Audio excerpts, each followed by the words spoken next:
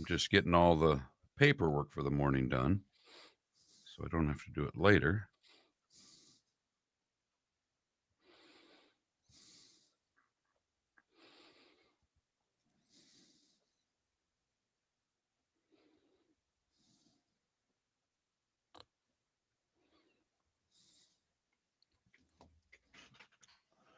Morning, Tim and Brad. EB. Got a Law and Order on before the event starts, just in case you were wondering. Already got the TV on. We're ready to go. An old-fashioned Law and Order? I believe so. I think that's what USA runs. Good. It's your show, not mine. I have no damn clue, David. Well, they've got, Law and Order, SVU. I don't do SVU.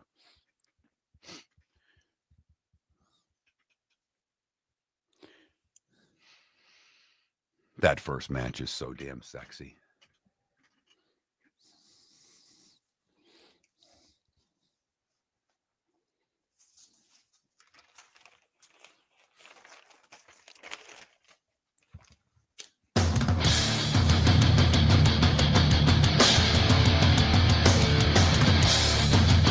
You're listening to Miller and Moulton, coming at you from the Floormeister Studios. Floormeisters, keeping it real. And now, here's Mark Miller and David Moulton. Top of the morning to you on this Football Friday. Football Friday. How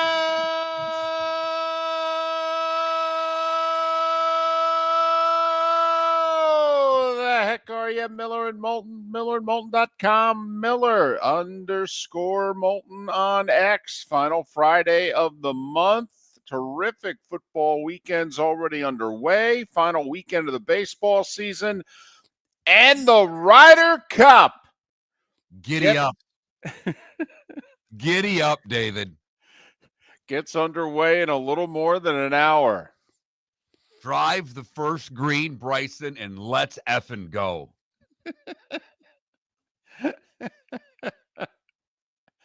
So, ladies and gentlemen, enjoy the next 68 minutes of Mark Miller. After that, well, we get what we get. Maybe there'll be in-between shots. Remember, this is NBC. They show very little golf and a lot of commercials. So, Mark, maybe we'll get, 2 to 3 minutes here and there from you for the rest of the show. Well, you're right, because we had thought there'd be a long pregame, but they're teeing off at like 7:10 or something like that. I know. They're ready to go. I don't know if you jumped on X this morning, and I'm sure you did, because we both kind of do. It's a habit when we're getting ready for the show to make sure we didn't miss anything overnight. But did you see any of the video of the gates being opened at Bethpage and the fans, not patrons, the fans running, sprinting to get wherever it is they wanted to go? I just remembered seeing it and thinking, boy, that's awfully different than how it works at Augusta. No kidding. No kidding. Where we are patrons, and therefore there's no patrons do not run. Not allowed to. Not allowed to. Right. You're not allowed to. And you actually feel as if you will be taken out. Okay. Whether peacefully or otherwise. All right. That you walk across, all right, the first third of the first hole there when they let you in. Okay. And at most you're sauntering. Right. Okay. We'll get there eventually, honey. Okay. It's okay. No need to hurry. As opposed to Bethpage Black. Ah! Right. It was the running of the my way. I was going to say all we needed were a few bulls. Okay. It looked like Pamplona. All right. And the running of the bulls. So, yeah, let's go. Hey, if you watched the Thursday night game, you didn't see much for 3 quarters and maybe even a little more than that. But in typical NFL fashion, they gave us a very dramatic finish. And what I think are some of the worst uniforms I've ever seen. Oh, my goodness. Oh, my goodness. The rivalry uniforms for the Arizona Cardinals looked as if Peppa Pig rolled around in the mud before the game splashed off and went onto the field. Once again, Now I will sound as old and as curmudgeon-y as I can. I have a very simple rule when it comes to uniforms. When I look at the television, if I cannot determine what team you are, it is a bad uniform. Unbelievable. What those uniforms have to do with being the Arizona Cardinals, because the uniform is not any different than when they were the St. Louis Cardinals. Ugh. Not only that, red's my favorite color. Don't take it off the screen. Yikes. But Deserved to lose. Go out. and they did. Leave the house looking like that. Okay. You deserve to spill your meal on you. Okay. Ruin your shirt. Okay. Have people stare at you the rest of the night. But Arizona, big comeback. Marvin Harrison Jr. Hey, made a good catch after a horrible bobble that led to an interception. Brian Thomas Jr., Marvin Harrison Jr., Marvin Harrison Jr., Brian Thomas Jr. Can you guys work on catching the ball? Your wide receivers, your job is to wait for it, catch the ball. You guys think you could do that? First round picks and all. Could you help your quarterbacks out, please? Please? Thank you. And I think Kyler Murray needs all the help he can get. Yes. Yes. I mean, that's the first time I've really watched him this year because Arizona's never done anything for me to watch play football, really ever. And that didn't look good at all. Midway through the game, I think the general managers, Miller and Moulton, had a quick conversation in the back of the room while we were waiting. I pretended like we were in a suite and we were waiting for the next order of the chicken fingers and mozzarella sticks to come into the room. And Miller and Moulton decided that the Arizona Cardinals and the Miami Dolphins are moving off of their current quarterbacks after this coming season, whether they can financially cut them or they have to hold them on as caddies for a year is to be determined. But Miller and Moulton, the general managers, decided that Arizona and Miami are getting new quarterbacks. No doubt. How about Tua coming out in an interview yesterday and saying, yeah, physically, I'm just not the same. My ankles, I'm not the same guy. Great. This is getting better. And how long have we known this? In Miami, did you have any idea? Did you question anything other than the concussions? Because obviously that was the talk for 2 seasons. Right. He had other injuries, the hip. Now he's talking about ankles. And Miami, despite the injuries, signed him, extended him, are paying him a lot of money. And to get out from under it, it's going to cost them a boatload on the cap. Whether, as David said, if they keep him to be a backup, if they bring someone else in, or do as what the Giants did this year and, start Russell Wilson for a few games and now they're moving on to Jackson Dart. If Miami does something similar next year, you really have to wonder what Chris Grier was told, what the medical staff said when they extended Tua. But I will say, I have seen Kyler Murray in person single-handedly beat teams. And I've seen Kyler Murray in person, when kept in the pocket, look like he is not an NFL starting quarterback. When he's running around, he's chaos. Absolutely. He's a problem. That's we had a buddy that played high school football. We called him the water bug. He just kind of could juke. And that's what, obviously Kyler's a hell of a lot faster, but to me, it's like a water bug. He's just kind of, he goes everywhere and you can't catch him. Yeah, he's a problem. And then when he gets out of the pocket too, he can also buy time. And next thing you know, there's a receiver open 20 yards down the field and what have you. But kept in the pocket, yeah, you can't win with him. Not in the pocket. And I still think Super Bowls are won in the pocket. I know Mahomes is amazing, and he's done things out of the pocket, what have you, but he can still play in the pocket. I mean, that's the difference. He has the ability to do both, and what an ability that is. So, I don't know. I think he's holding Arizona back. Now, his 4th overall pick of the draft's not helping him, but I think he's holding Arizona back. Meanwhile, Seattle's ripped off 3 in a row. And I asked you something last night. David and I communicated. David initiated it. I apologize. We actually communicated last night because after my Tigers were able to win, it was a half mocking congratulations text. Oh, no, it was not. Oh, no, it was not. I understand baseball pennant races and the nerves. And no.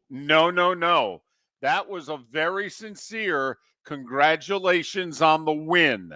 Okay? Because when you're begging for one win and you get it, it's a BFD. Got that right. And so a little baseball talk, and the Mets were up big at that time, and I said, let's just hope the pitching and the pen can hold on for them. And, well, they did. The pen was fine, but they did make it interesting, having a pretty big lead in that game. But then watching Cardinals and Arizona, and I just asked the question to David, will Minnesota kick themselves for not re-signing Darnold? And you said no. And I get your reasoning, the money and everything. I just mean this, this guy looks like he can play a little bit. Yeah, it looked like it took him a while. All right. He was not ready coming out of USC. He wasn't. Too many mistakes. Also, question the teams that took him and their coaching and what have you. I mean, Baker went to Cleveland. And Darnold went to the Jets. What's the history of the Browns and the Jets, Mark, over the last quarter century? Who's theirs? So, maybe the surroundings put Baker and Sam in a bad spot. And once they got out of that spot, Shazam! Oh, golly! They can play. But, I say it more because even, we'll see when J.J. McCarthy comes back, but the early returns, and I know he's essentially a rookie. They're not opening up the whole playbook. It's a half-field type read, and now we'll see what they do, this week. Wentz looked good, and they're in Dublin as a favorite over the Pittsburgh Steelers, who are 2-1 and have looked awful. But this is an unbelievable sports weekend. We have 2 divisions in baseball that are tied with 3 games to play. Huh? We have 3 teams, because if you add Cleveland and Detroit both into the mix with Houston, fighting for a wild card in the American League. We have the Mets, the Reds, and the Diamondbacks fighting for the last spot in the National League. Oh, yeah, the Ryder Cup tees off in a little less than an hour, and Saturday is a day for the ages in college football with the matchups that are there, and leads us to Sunday, where particularly locally, we get the Eagles and the Bucks, and then Baltimore and Kansas City for a little afternoon fun. It is a great sports weekend. We'll try to bring you as much about it as we can. Lee Sterling joins us, so Pat Kirwan, and we make our picks on a Football Friday. Your roof is your home's first line of defense. At Pelican Roofing of Florida, Ronnie John and their team bring years of experience to protect what matters most, your family and your business. From residential repairs to large-scale commercial roofing, we deliver honest work, fair pricing, and quality you can trust. An upgrade on your roof can lower your insurance costs. Don't wait for a leak to turn into a disaster. Call the experts at Pelican Roofing today. 1-866-9-PELICAN. That's 1-866-9-PELICAN. Online at PelicanRoofingCompany.com. CCC 1332512. So I asked him at Floormeisters, hey, what do you want me to tell everyone for September? He says, well, tell them I just bought 100 pallets of Core-Tech. So I've got so much of it, I can keep the prices low. Plus, Installation's always available. Delivery's always available. And tell them Floormeisters has colors, 15 of them that no one else has. Floormeisters in Naples, next to Costco, whether it's carpet, tile, or Cortec. The best flooring, best service, at the best prices. Floormeisters. Floormeisters.com. American Paint Supplies is your one-stop shop for all your coating needs and has been for 30 years. American Paint Supplies is also your #1 Festool dealer in Southwest Florida. If you are a builder, cabinet maker, painter, or power tool enthusiast, Festool craftsmanship can be found at American Paint Supplies. Celebrating 30 years of service, and Festool is celebrating 100 years of excellence. Come to American Paint Supply for a perfect pairing of service and expertise on 6100 Shirley Street, Naples, off of Pine Ridge, or online at AmericanPaintSupplies.net. When Glass Doctor replaces your windshield, we don't just send you on your way, we send you off protected. Your local Glass Doctor includes the industry's only 12-month windshield protection plan at no extra cost. That means unlimited chip repairs and even a one-time replacement if needed. High-quality service backed by real peace of mind, right here in your neighborhood. Glass Doctor, Glass Doctor. Call the Glass Doctor, we fix your pains. Oh yeah. Exclusions apply. See your local Glass Doctor for details. This is Miller and Moulton.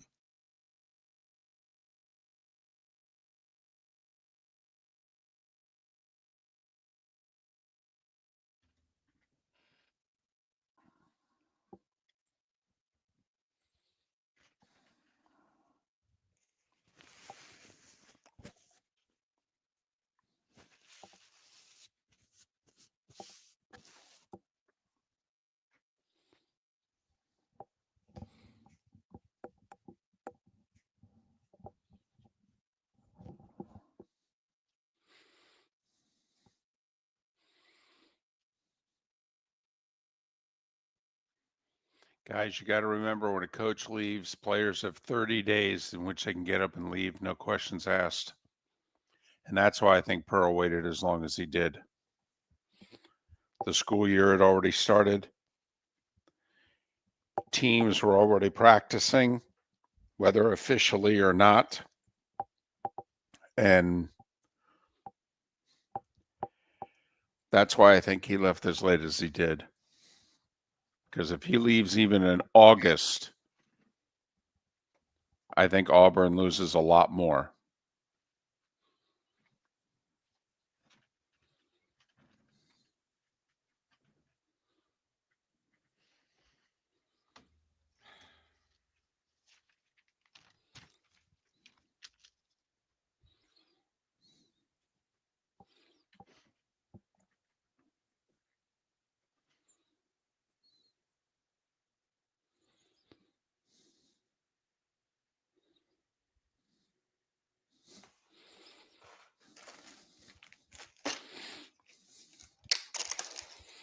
We're going to have to cut that Monday promo at some point.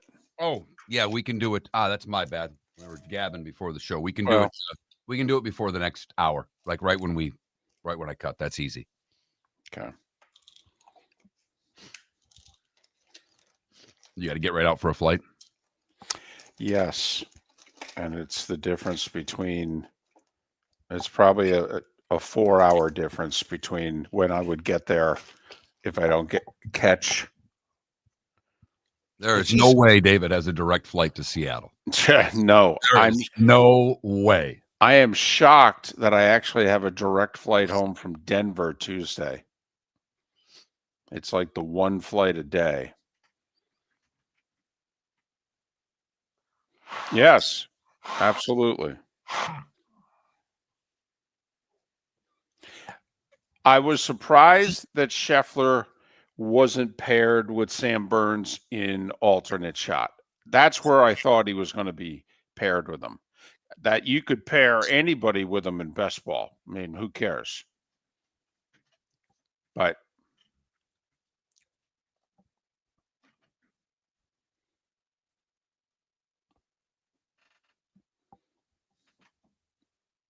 right, coffin ball, where do I live?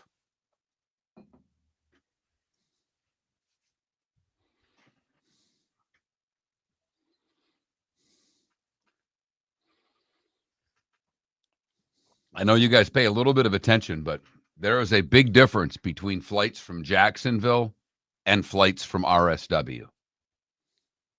It's No, not from an airport standpoint, Ryan. It's not. no, it caught me a little bit by surprise. I figured NFL City, but actually, I talked to somebody in the industry, and they said that Fort Myers is much more of a tourist. So there are many more areas that there are direct flights to the 239 as opposed to the 904, even though it's a bigger city.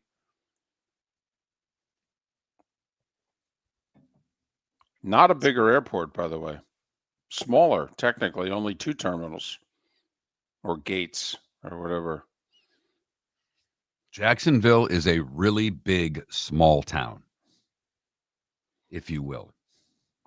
Big in size, NFL team, but it's small town mentality, if you will. The other thing, guys, is that most, like a lot of places that have just the one direct flight, it's usually the first flight out. I'm doing the show, so I can't make first flight out. That's why I'm amazed that there's a 9:51 a.m. flight out of Denver direct to Jacksonville.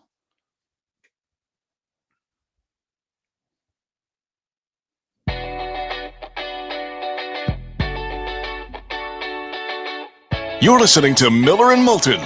And now, here's Mark Miller and David Moulton. 21 minutes past the hour.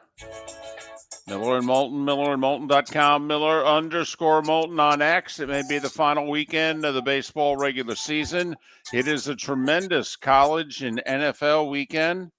Tremendous college weekend. My goodness.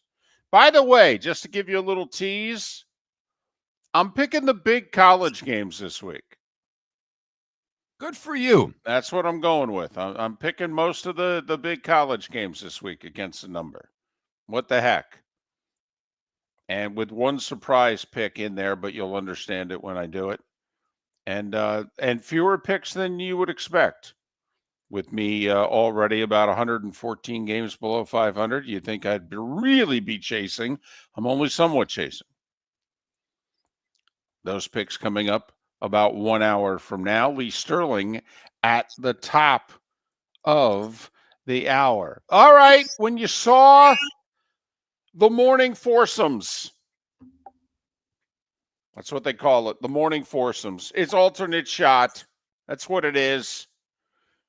When you saw the morning foursomes and you saw the very first grouping, Bryson DeChambeau and Justin Thomas against John Rahm and Terrell Hatton.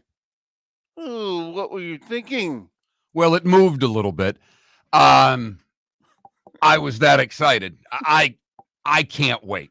I am just so pumped for Bryson DeChambeau to get on the first tee and drive the first green, because you know he is going to try to. Yes, absolutely. He was trying to in practice. He did it a couple times. Here's what I find interesting about the 4 matches in totality. They're calling the DeChambeau, Thomas, Rahm, Hatton match even by odds. Scheffler and Henley, huge favorites. Huge favorites. McIlroy and Fleetwood, also big favorites. Not as big as Scheffler, but pretty big favorites. And Schauffele and Cantlay are slight favorites. Now, based on the U.S. history in this particular part of the Ryder Cup, we're only favored, or we're only the dog in 1 of 4 matches. I mean, basically, Vegas is saying we will win 3 of the 4 matches. Right. History says that ain't going to happen. No.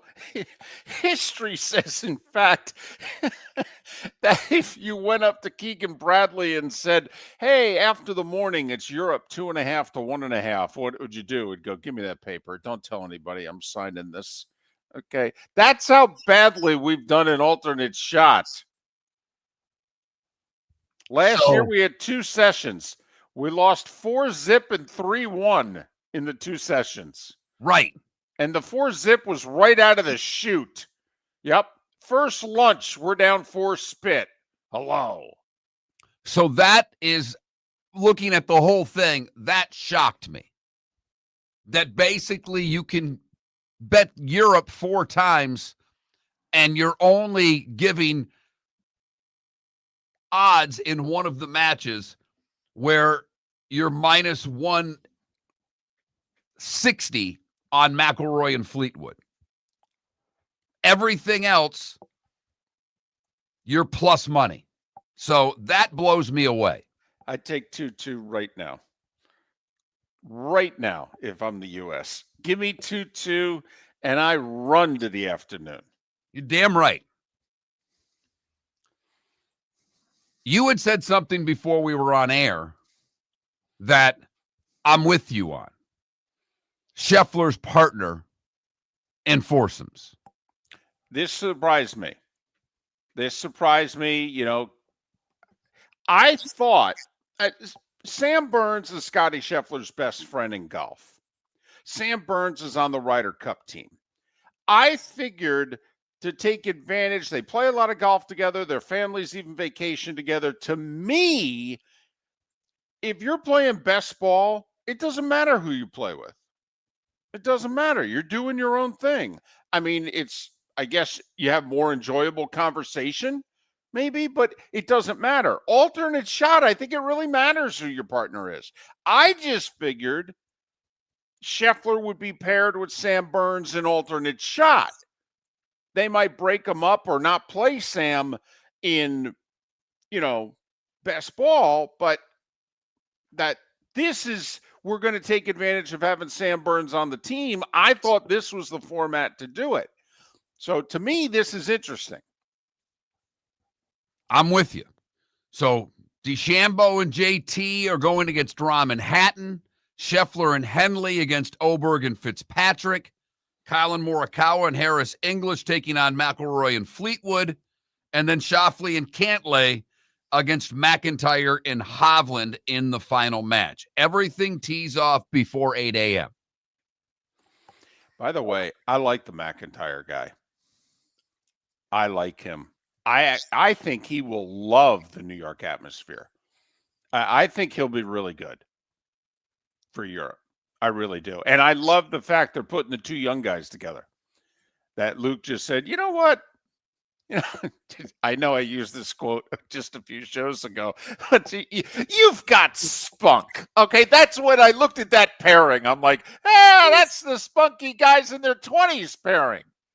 Yeah, they've got spunk. They both walk around with smiles on their faces all the time. They'll give it back to the gallery in a fun way. I'm like, that could be a really good pairing for Europe. I could see those guys playing in quite a few Ryder Cups together. Well, and if somehow Morikawa and English can hang with McIlroy and Fleetwood, that would be monstrous for the U.S. because we talked about it for a long time. Colin Morikawa hasn't played well this year. No. He's not played well. No, in fact, you and I gave very strong consideration to not having him on the team. And I was surprised to see him on the sheet for the first match. There's two guys not playing in the morning that surprised me. Cam Young not playing for the U.S. surprised me. That's his course. He owns the course record there. Okay? I actually thought Cam Young was going to play like 4 times, and maybe he still will, but it just surprised me that Cam Young is not in the morning session. And I'm really surprised Justin Rose isn't playing. I mean, Matt Fitzpatrick over Justin Rose? Are you serious? I mean, Luke Donald, have you watched them play this year? And Matt Fitzpatrick's 1-7 in the Ryder Cup, in 3 previous Ryder Cups. JJ Spawn had a pretty good year. He's not playing either. This looks to me, David, how I said you ride your horses, and I don't know who the horse, if the horses are Bryson and Scotty and JT, well, they're all playing, and we'll see if they play in the afternoon. But this looks to me already to be very democratic on the U.S. side, and that concerns me. But this is probably the one event that I will overanalyze as much as David. My wife even asked me last night as I am watching at 4 o'clock. Oh my God, I got to see who the pairings are. And she just looked at me and she said, "This or the Masters?" I said, no, it's the Masters. I said, but this is next and every other major is way below it. And you know how much I love the carnage of the U.S. Open. And part of it, honey, is the fact that there's morning golf 2 of the 3 days. Oh, I love it. You know how I am about AM sports. Yeah, game day step aside tomorrow morning because I'm watching Ryder Cup. By the way, they already announced they're going to Tallahassee. He better get another dog. I'll tell you, he better get security. And those signs, if they allow those signs in, oh my, the chants are going to be unbelievable. They're going to be vile. They're going to be filthy. They're going to be disgusting. They're never going to come back. But once they sign on, that's 3 hours, baby. American Paint Supplies is your one-stop shop for all your coating needs and has been for 30 years. American Paint Supplies is also your #1 Festool dealer in Southwest Florida. If you are a builder, cabinet maker, painter, or power tool enthusiast, Festool craftsmanship can be found at American Paint Supplies. Celebrating 30 years of service, and Festool is celebrating 100 years of excellence. Come to American Paint Supply for a perfect pairing of service and expertise on 6100 Shirley Street, Naples, off of Pine Ridge, or online at AmericanPaintSupplies.net. So I asked him at Floor Meisters, "Hey, what do you want me to tell everyone for September?" He says, "Well, tell them I just bought 100 pallets of Core-Tech. So I've got so much of it, I can keep the prices low. Plus, installation's always available, delivery's always available. And tell them Floor Meisters has colors, 15 of them that no one else has. Floor Meisters in Naples, next to Costco, whether it's carpet, tile, or Core-Tech. The best flooring, best service, at the best prices. Floor Meisters. FloorMeisters.com. Football season is back, and celebrate your game day with Jimmy the Beef Guy. We're talking tender, juicy Chicago beef sandwiches. Whether your party's for 10, 100, or 200, bring game day to your house with Jimmy the Beef Guy. The catering packages come with the beef, the gravy, the peppers, the bread, everything you need. 2 convenient locations, Fort Myers and Bonita Springs. Skip the ordinary and bring the beef. Jimmy the Beef Guy, Chicago flavor, Southwest Florida style. Call today or visit jimmythebeefguy.com. Tell them Miller and Moulton sent you. Your roof is your home's first line of defense. At Pelican Roofing of Florida, Ronnie John and their team bring years of experience to protect what matters most, your family and your business. From residential repairs to large-scale commercial roofing, we deliver honest work, fair pricing, and quality you can trust. An upgrade on your roof can lower your insurance costs. Don't wait for a leak to turn into a disaster. Call the experts at Pelican Roofing today. 1-866-9-PELICAN. That's 1-866-9-PELICAN. Online at PelicanRoofingCompany.com. CCC 13325. This is Miller and Moulton.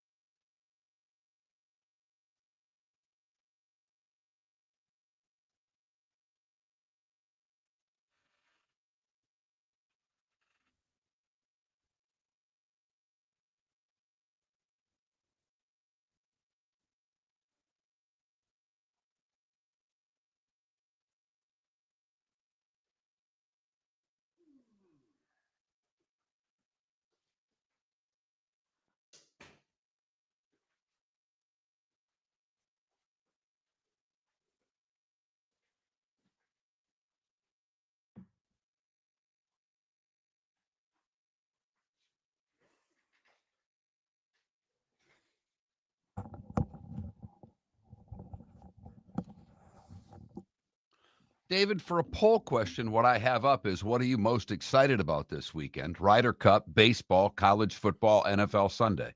I like it.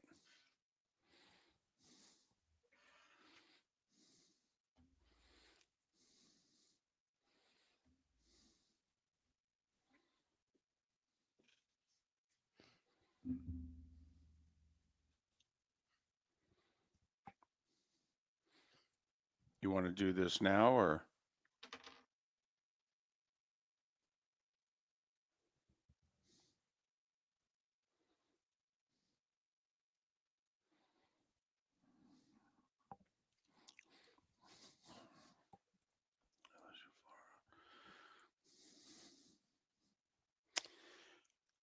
Coffin ball. For me, the best atmosphere I was ever in was Florida at LSU at night in 2007. That was the 5 fourth down game in which Reese Davis nicknamed Les Miles the Mad Hatter.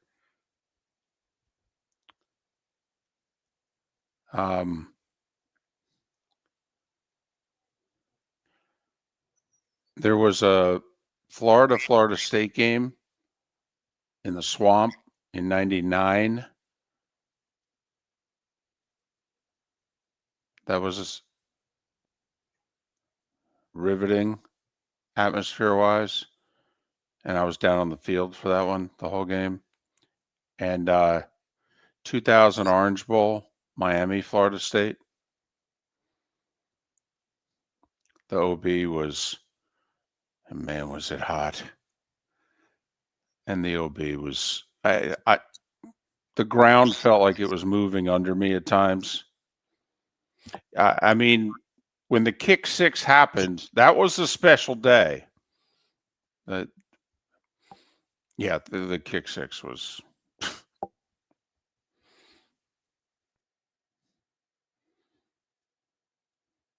When he got to his own 40, it was like, he's going to score. He's got one guy to beat. Oh, yeah. Yeah, we worked it. We did the game. Oh, Coffin Ball, the games, like the Georgia-Tennessee game, was that last Saturday or 2 Saturdays ago? And it was tremendous. We did 50 of those. It's not exaggeration. I mean, we were incredibly lucky. Was there 2 weeks earlier, the prayer of Jordan Hare. What people forget about that was Georgia was down 3 touchdowns in the fourth quarter and came back and took a 1-point lead. DC, I don't know if DeChambeau is going to play all 5, but I definitely think Scotty will.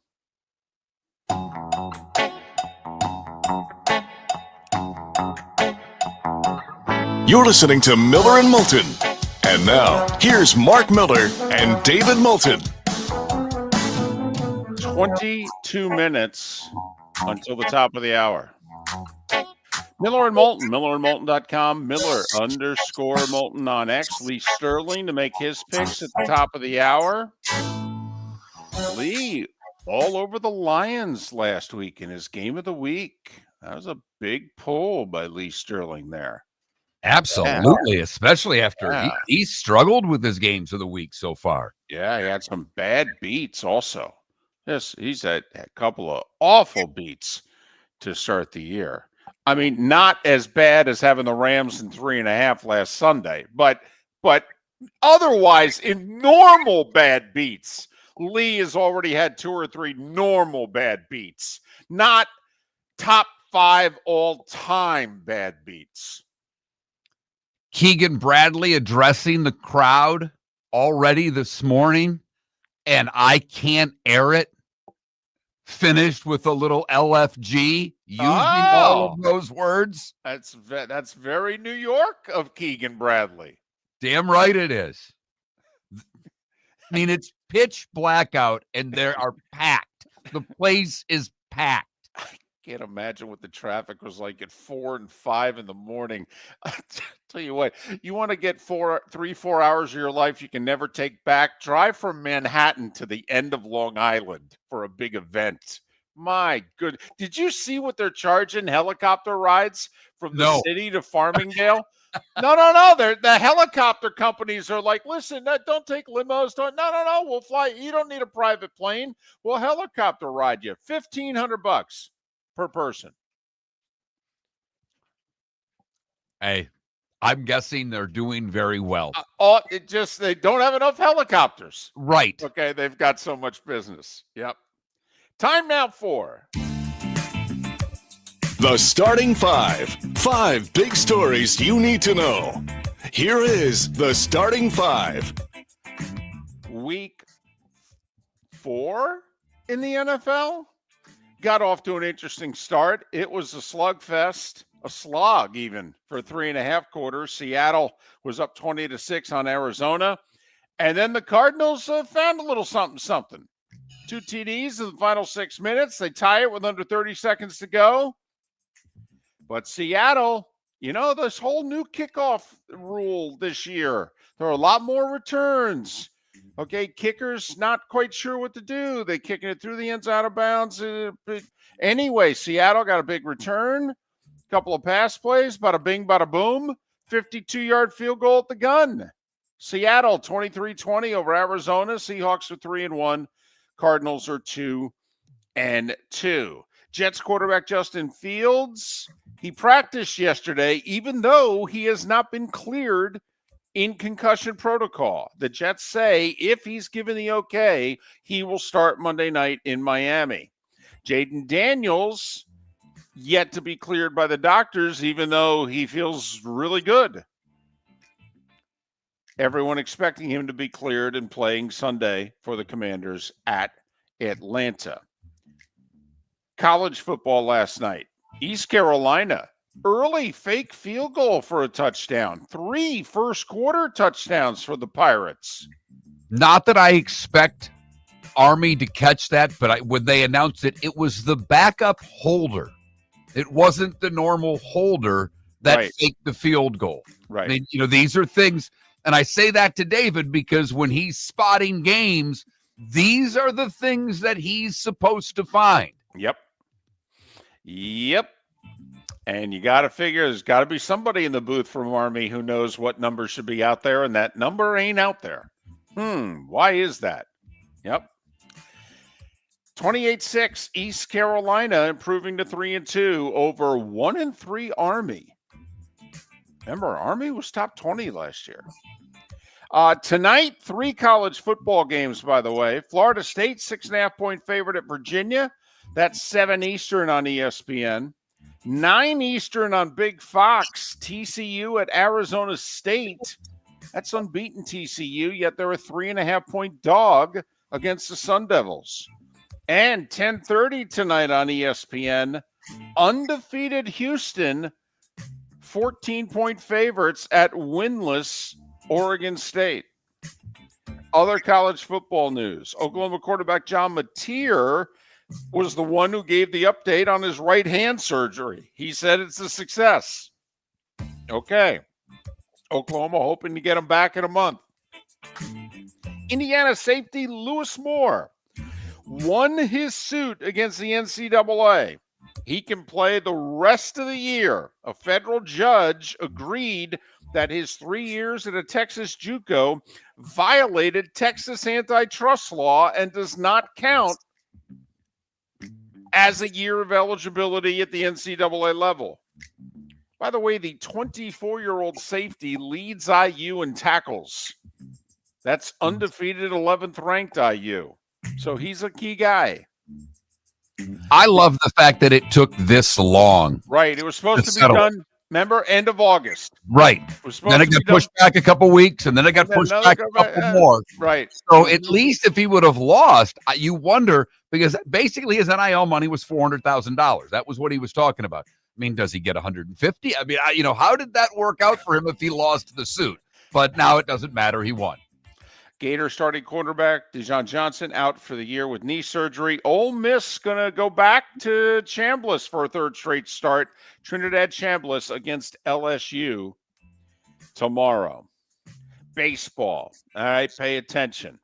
Dodgers clinched the West in the 3 seed with an 8-0 win over the Diamondbacks. Ohtani hit his 54th homer. For Arizona, they're 2 back with 3 to play. They own the breaker on the Mets, but also they're going to San Diego for their final 3, and they probably need to sweep. So the crushing loss for Arizona. Toronto with a 6-run sixth. Varsho with a grand slam. Jays over the Red Sox 6-1. Toronto and the Yankees remain tied. Yankees were trailing until Stanton cleared the bases with a 3 RBI double. Yankees 5-3. They sweep the White Sox. Tied with 3 games to play. Yankees host the Orioles. Jays host the Rays. Jays own the breaker. We said the Yankees would have to go at least 5-1 this week. They're 3-0. Curious, you think 2 out of 3 gets it done? That means the Rays would have to take 2 out of 3 from the Jays for the Yankees to win the East. I don't believe so. I don't either. I really think the Yankees' only way to win the division is to run the table. Absolutely. I think Toronto will get 2 or 3. The loser of the division fight between the Jays and the Yankees, however, has clinched the 4 seed. They will host the 4-5 best-of-3 wild card round. Detroit ties things up with the Guardians, snapping an 8-game skid, winning 4-2. The Tigers and Guardians tied with 3 to play. Cleveland owns the tiebreak. Detroit finishes with 3 at Fenway. The Guardians finish with 3 at home against Texas. Edge Guardians. Houston, who doesn't win any tiebreaker against anybody, beat the A's 11-5 to snap a 5-game skid. They're a game behind both Detroit and Cleveland. But remember, they don't win a tiebreaker. So the Astros likely need to sweep their final series and have one of those 2 teams lose 2 out of 3. Seattle's won 7 in a row. Suarez hit his 49th homer. Has there ever been a team that had one guy with 60 and one guy with 50? Now, I know Suarez didn't hit all 50 in Seattle because he was acquired at the deadline from the Diamondbacks. But didn't Mantle and Maris do it? Well, didn't mix the 50s? There you go. I mean, because Mickey, I think that year had 54. Everybody, stop! Yeah. I had a baseball fact on David. That's Nice. never happened. That's right. That feels really good, everybody. Sorry, I'm done now. Get ready for the Ryder Cup. Turn the mic off and have your Keegan Bradley rant. LFG, Mark Miller. Seattle, by the way, clinches at worst the 2 seed. They're a game behind the Yankees and Jays. They don't own the tiebreaker against either. Reds beat the Pirates, avoided the sweep. We said we would load up on the Reds yesterday. They held on. Pirates hit a game-tying homer in the 9th, only for the right fielder to go over the wall and bring it back. What? Right? I mean, when your season's on the damn line and you drop a home run in the 9th inning. Not only that, he's not an outfielder. He's an infielder playing right field. It's a remarkable catch. 2-1 Reds over the Pirates. They stay a game back of the Mets, who beat the Cubs 8-5. So the Mets go to Miami. The Reds host the Cardinals. The edge should be the Mets, but the Marlins are red hot. And David, is there any history here between the Mets and the Marlins when a Mets playoff spot's on the line? Well, this will be the 3rd time it comes down to the final weekend of the year for the Mets to make the playoffs, and they're playing the Marlins. The first 2 times, the Marlins knocked them out of the playoffs. And I say they're going to do it again. I say the Marlins take 2 out of 3, and the Reds are going to take 2 out of 3 from St. Louis. So they're going to finish tied, and the Reds own the breaker. Philly shut out the Marlins 1-0, officially eliminating the Marlins from the playoffs. Who had that at the beginning of the season, that the Marlins would be mathematically alive with 4 days left? The Phillies, by the way, seem locked into the 2 seed. All right. They're 2 behind Milwaukee with 3 to play, and Milwaukee owns the breaker. So it's likely Milwaukee the 1 and Philly the 2. The Dodgers locked in as the 3. Rays lost to the Orioles 6-5. Twins Byron Buxton, 2 homers. He's got 34 on the season. 4-0 Minnesota over Texas. Bobby Witt Jr. with 4 hits. Royals 9-4 over the Angels. KC a game above 500. Ryder Cup gets underway in 21 minutes. Opening foursomes, which is alternate shot. Bryson and JT for the U.S. against John Rahm and Terrell Hutton. It's Scheffler and Russell Henley against Oberg and Matt Fitzpatrick. It's Morikawa and Harris English against Rory and Tommy Fleetwood.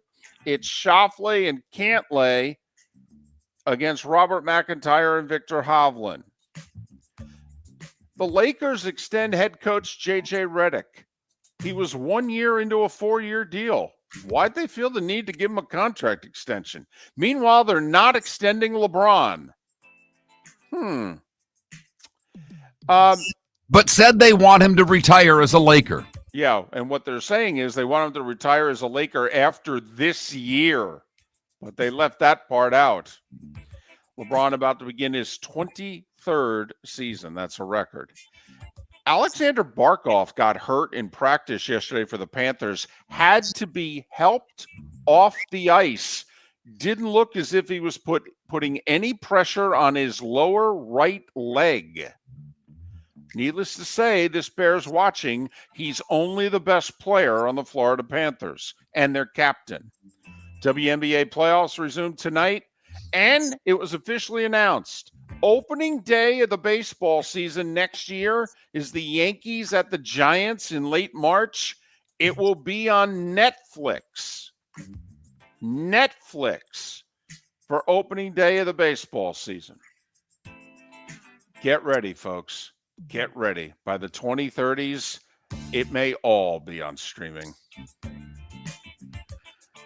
And at 8 minutes before the hour, that was the starting 5. 5 big stories and opening day on Netflix here on Miller and Moulton. I hate to do this to you, but I have to play a little PTI, errors and omissions. What did I do? Because first off, Seattle did not have a return on the last kick. The Arizona kicker did not kick it in the landing zone. No, not in the landing zone. So it goes to the 40. That's one. And the Reds play the Brewers, not the Cardinals, the Brewers. Oh, that's right. I've been saying that Milwaukee has nothing to play for. Got it. Yeah, my bad. I'm sorry. Cubs play Cardinals, I believe. Yes, that is correct. That is correct. And the Cubs, by the way, have a 2-game lead with 3 to play on San Diego to clinch the 4 seed. But San Diego owns the tiebreaker, so the Cubs' magic number to be the 4 is 2. Got it. Those just I appreciate it. I just appreciate it. Tough to remember all these tiebreakers and magic numbers and opponents, especially when you don't write them down. Well, there's always that. Right. There's always that. I mean, it does remind me of doing trivia on the show, I don't know, 13, 14, 15 years ago. And David would make up the trivia questions and not look any of them up. Right. And his accuracy was damn good. I think you all know that by now. But it wasn't 100%. No, and it needs to be. This just in. When you do trivia, you really need to have the right answer. It seems to be something that is important. Yeah, it's a prerequisite, actually. So, me being a home plate umpire and being 94% right, that just isn't going to cut it. That's why we need robots. Miller and Moulton. Lee Sterling is next, and then we will make our picks. Thanks so much for listening. American Paint Supplies is your one-stop shop for all your coating needs and has been for 30 years. American Paint Supplies is also your #1 Festool dealer in Southwest Florida. If you are a builder, cabinet maker, painter, or power tool enthusiast, Festool craftsmanship can be found at American Paint Supplies. Celebrating 30 years of service, and Festool is celebrating 100 years of excellence. Come to American Paint Supply for a perfect pairing of service and expertise on 6100 Shirley Street, Naples, off of Pine Ridge, or online at AmericanPaintSupplies.net. Shoeless Joe's Sports Cafe, your home for all the football and baseball that September provides, plus a nightly food special. Got bingo and trivia Tuesdays and Thursdays, live music Fridays, karaoke Saturdays. Never mind the fact that Shoeless Joe's is going to celebrate Grandparents' Day, National Hot Dog Day, National Cheeseburger Day, all in the month of September. Food and drink specials during every NFL game. Shoeless Joe's, the official home for Ohio State football. Shoeless Joe's, good food, good times, good sports in the DoubleTree by Hilton. Bell Tower Shops, Fort Myers. Your roof is your home's first line of defense. At Pelican Roofing of Florida, Ronnie John and their team bring years of experience to protect what matters most, your family and your business. From residential repairs to large-scale commercial roofing, we deliver honest work, fair pricing, and quality you can trust. An upgrade on your roof can lower your insurance costs. Don't wait for a leak to turn into a disaster. Call the experts at Pelican Roofing today. 1-866-9-PELICAN. That's 1-866-9-PELICAN. Online at PelicanRoofingCompany.com. CCC 1332512. So I asked him at Floormeisters, hey, what do you want me to tell everyone for September? He says, well, tell them I just bought 100 pallets of Core-Tech. So I've got so much of it, I can keep the prices low. Plus, installation's always available. Delivery's always available. And tell them Floormeisters has colors, 15 of them that no one else has. Floormeisters in Naples, next to Costco, whether it's carpet, tile, or Core-Tech. The best flooring, best service, at the best prices.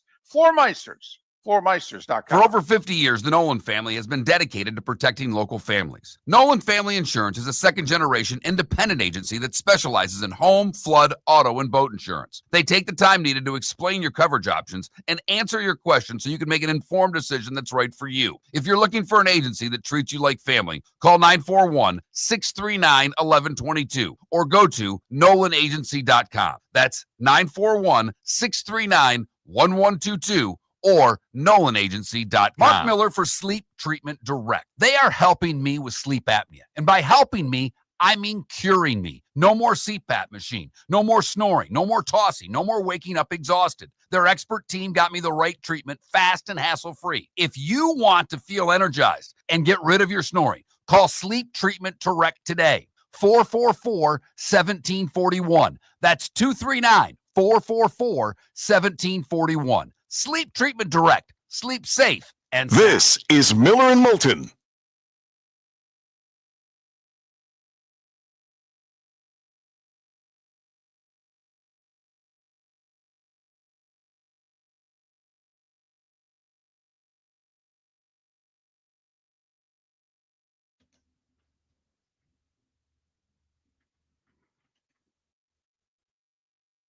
You ready? Yeah.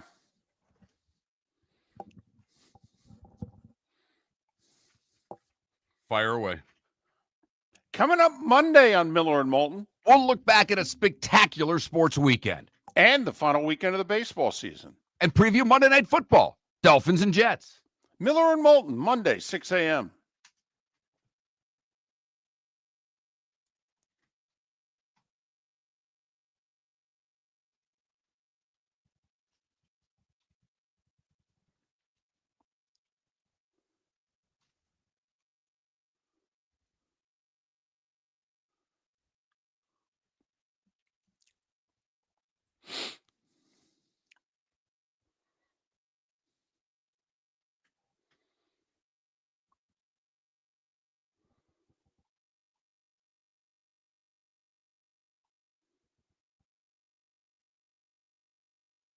Yeah, Clark, I think we have no more than 15 seconds.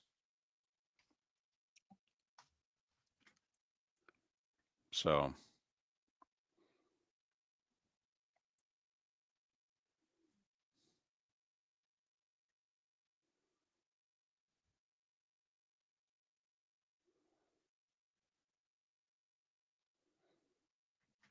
There, you get to see how the sausage was made. that's our Tony Kornheiser. I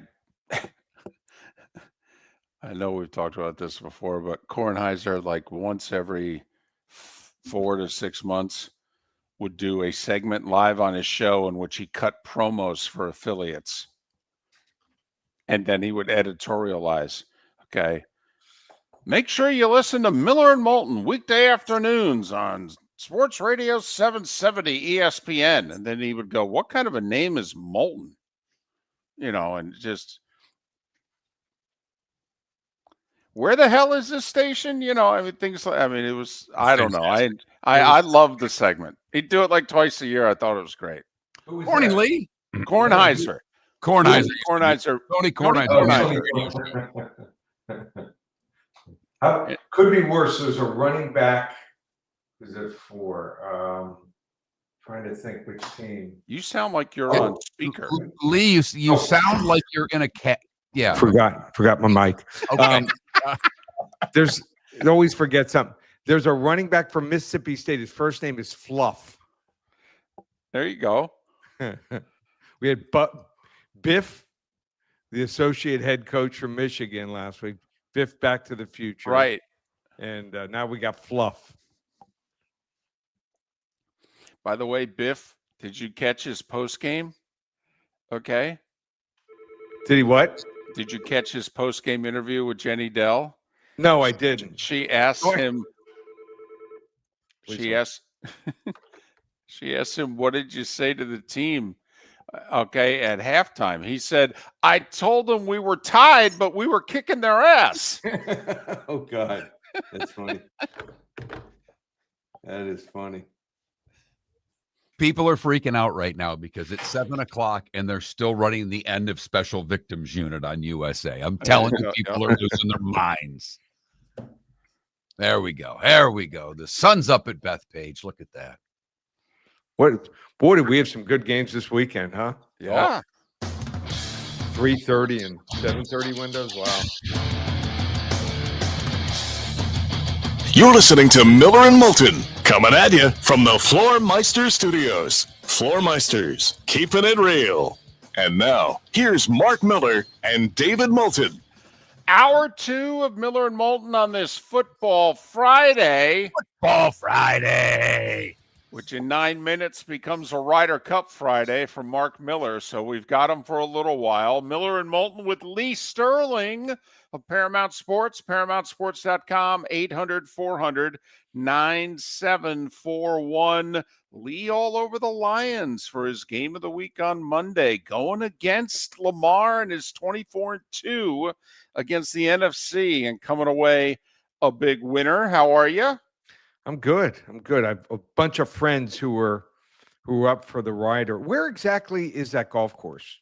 Long Island. Farmingdale, Okay. which is in Long Island. It's 35 miles from New York City. Okay. At least 35 minutes. I don't know if it's minutes, miles, whatever. But Yeah, most of my friends, I think, were either staying in the city or staying in Long Island. So, if you're staying in Long Island, that's going to cost you a pretty penny. right. Ooh-wee. Long Island is huge. Being Yep. a Miamian, I didn't realize my daughter did a play there in a theater, and Long Island is Yeah. you can Oh, drive yeah. for like 45 minutes. Oh, you could drive for a lot longer than that. Yeah, Yes. yeah. Yeah. It's like the city of Jacksonville. You can drive for an hour. You're still in Jacksonville. Right. So, yeah. All right. Lee, way to duck the big games this week. Holy cow. He's all over this great college football slate. 3 of the big ones and then the Knowles. Let's start with Ole Miss and LSU. Ole Miss, a 1.5-point favorite at home against the Tigers. So I think the best unit here of the 4 is the Ole Miss offense. I think they're really good and think they can score on anyone. Second best unit, not far behind, LSU's defense. Think this might be the game Garrett Nussmeier might get right here. And I'm not saying they're a great offense, but I think it might be a pretty big game for them because they're playing the Ole Miss defense. So sometimes you're only as good as your weakest link. Heard that saying before. And Lane Kiffin, this could be the game. You know, he down 7 to 10 points and starts going for it on 4th down. He's always good for one game that he blows each year. Good play caller, but feels that desperate need to play catch up right away. So I think that Ole Miss is good, and I love their senior transfer quarterback. I think he's a guy. I think he's going to take over here for good. But problem is, I think that LSU is just better, just different layer. I'm taking LSU 34-28. The game I'll be at in Seattle, the Huskies At one point, this game was a 13.5-point spread. I believe 5 days ago it was 11.5. It's down to 7.5 in most places. Ohio State, unbeaten, number one, heading to the Pacific Northwest to face the Huskies, has 7.5-point favorites. Washington with the second longest home winning streak in major college football. Who do you like? How many games have you done there before, David? This will be my very first time to Husky Stadium. Okay, so I've been there. I've been there a couple times. One of them was when Miami, year 2000, went to Washington with Rick Neuheisel as the coach, and they lost. It was loud. It was really loud. So it is a tough place to play. It's neat. You know, one of the two times I'm on a boat at tailgating, and then you literally get off the boat and you're 40, 50 yards from the entrance. So that was fun. Great people. You have to say hi to Softy, Dave Mahler. He does the pregame, post, and halftime for the Huskies. And he's a lifer. I think he's been there almost 30 years now. I do his show a little bit later today. But I do believe they're a year or two away. They have some really good players. Damon Williams, if he wins this game, if he pulls it out for Washington, he's going to be a top 3 guy going forward for the Heisman. Jonah Coleman, credible running back, balance, speed, power. Denzel Boston, really good. And they have 2 good cornerbacks. But other than that, they're pedestrian. I mean, their defense gave up 21 and 24 points to Colorado State and Washington State. I don't think they can cover the trio of Smith, Ennis, and Tate. And Julian saying wasn't his fault. He didn't throw for more yards in that opening game against Texas. I think they dropped 5 or 6 balls on him. I think Ohio State pulls away 35-24. I made this game 10.5. It did open 13. I made it 10.5. I think anything under 10, right side is Ohio State.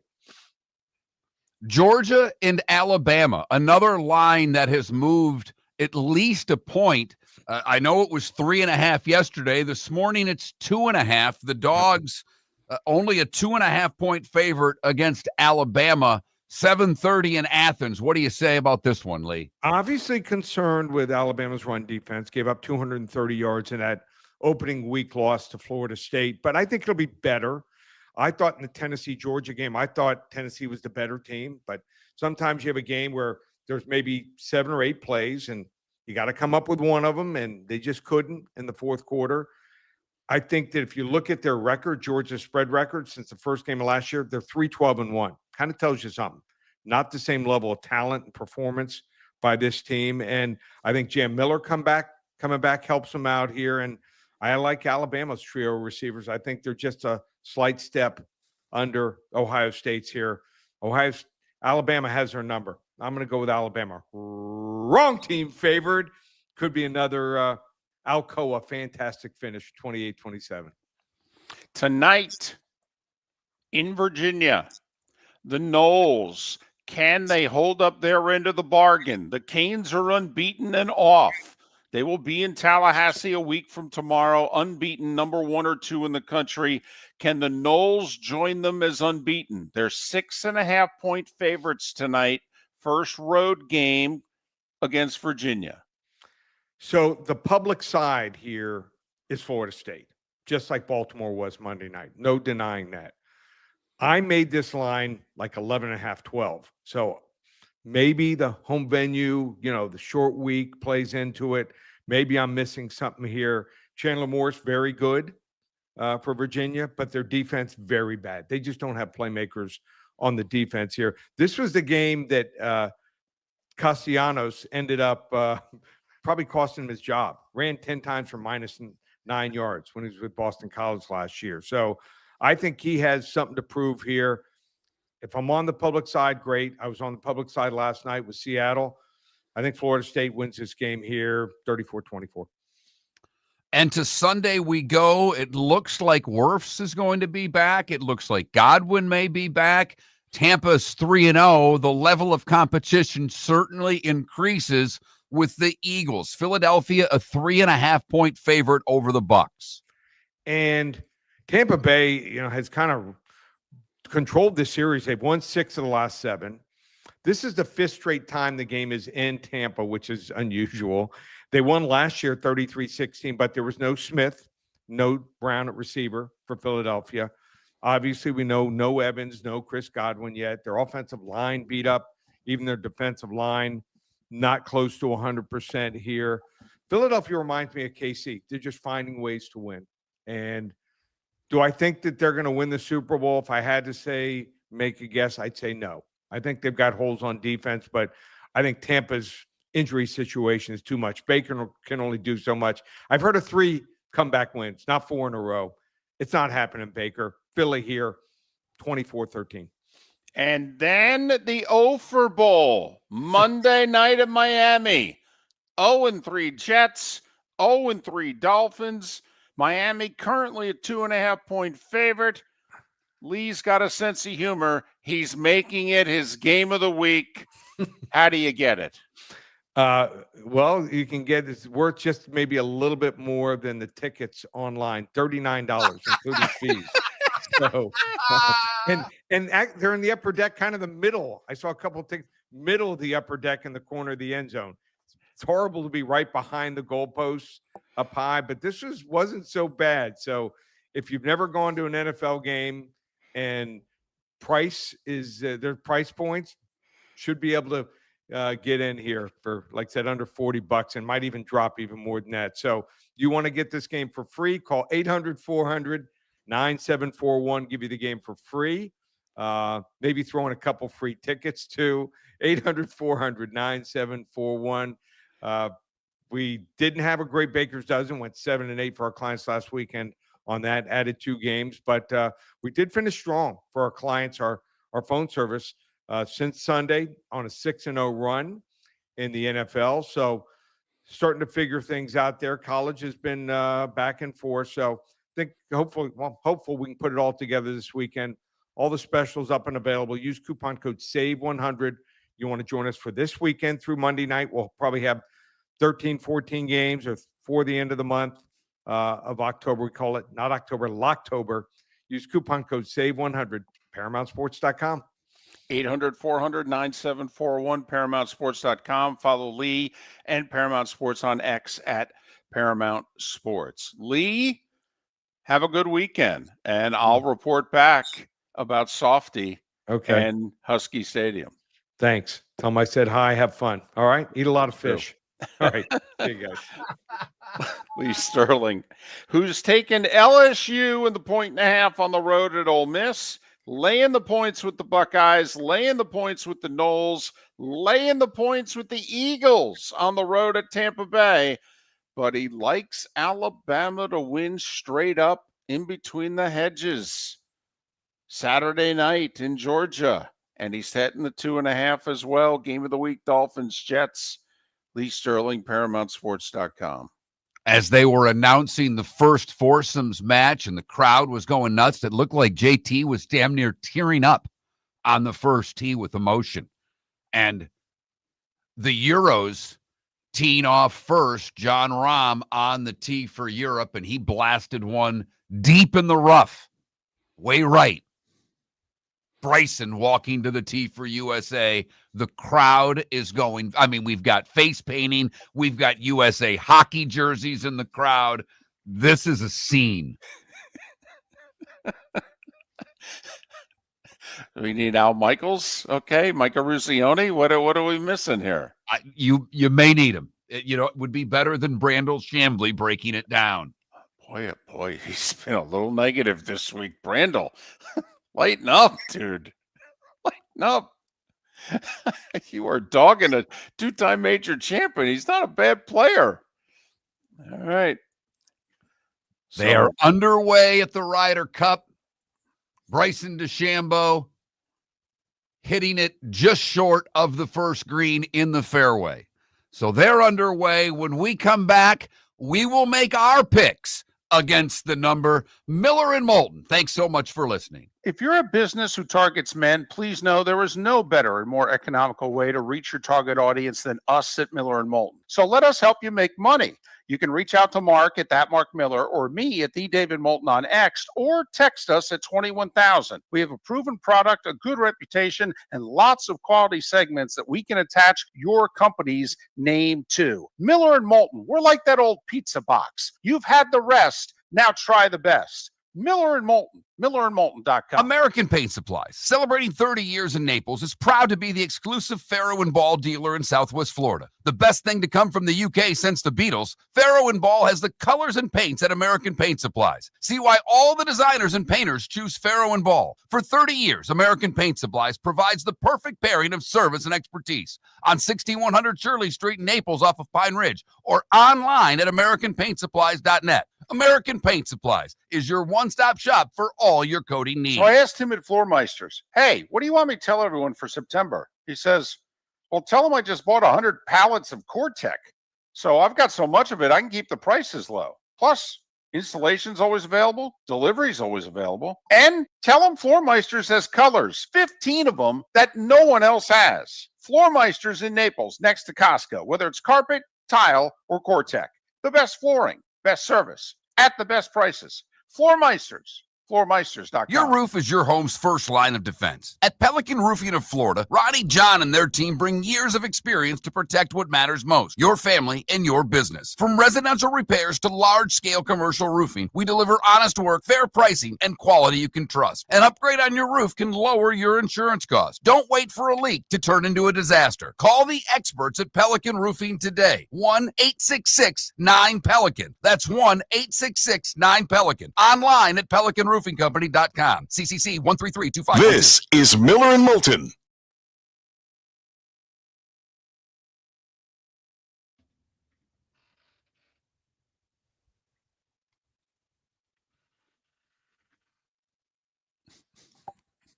EB, we appreciate your multitasking.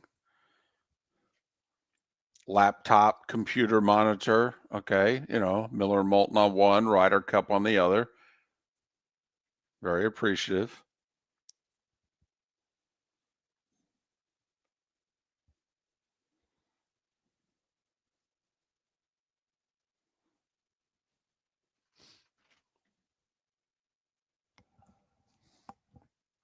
How long is the first hole there that Bryson was trying to drive? I didn't see that, but he's maybe 10 yards short of the green in the fairway.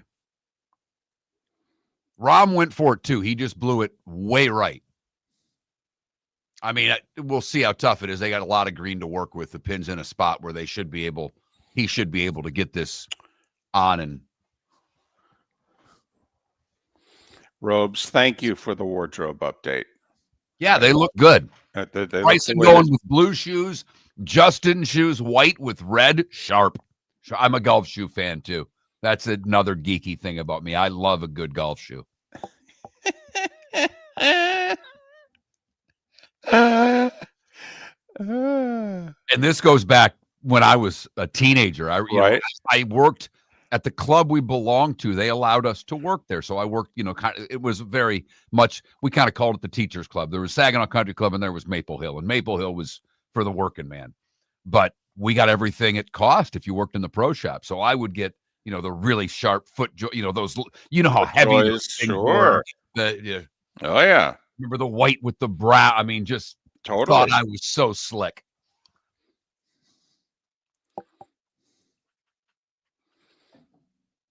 Used to bother Fred. I'd have better golf shoes than him. Golf shoes were always a problem for me because I got fat feet. So I just had to find the pair that was the widest. I think I was in Etonics. Oh. All right. They're going to have, I don't know, 20 feet for birdie. Europe? Yeah. Tough shot. He had to hit it over a bunker.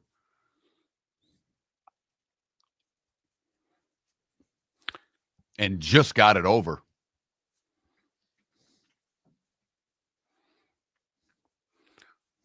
All right, JT, you should hit this inside of 6 feet. I don't care. He's a great wedge player. Well, I mean, this is a pitch. I mean, he's 10 feet. He's 30 yards from the hole, 40 yards from the hole. This should be tight. Straight on shot. For these guys, this should be easy.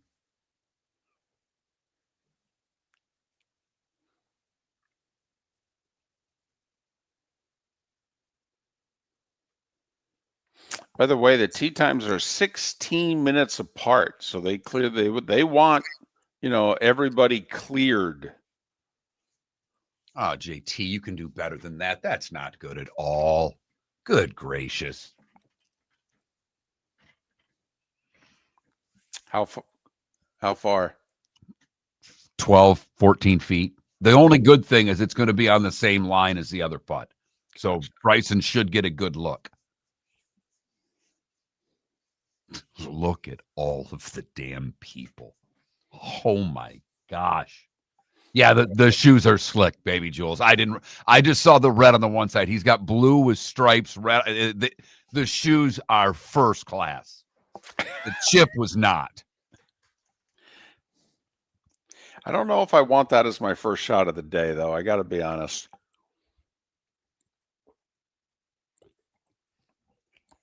I didn't like the fact he took a really lofted club there. He still played a bump and run, but they're so damn good. He did try to play it low and bump it up there and didn't hit it hard enough.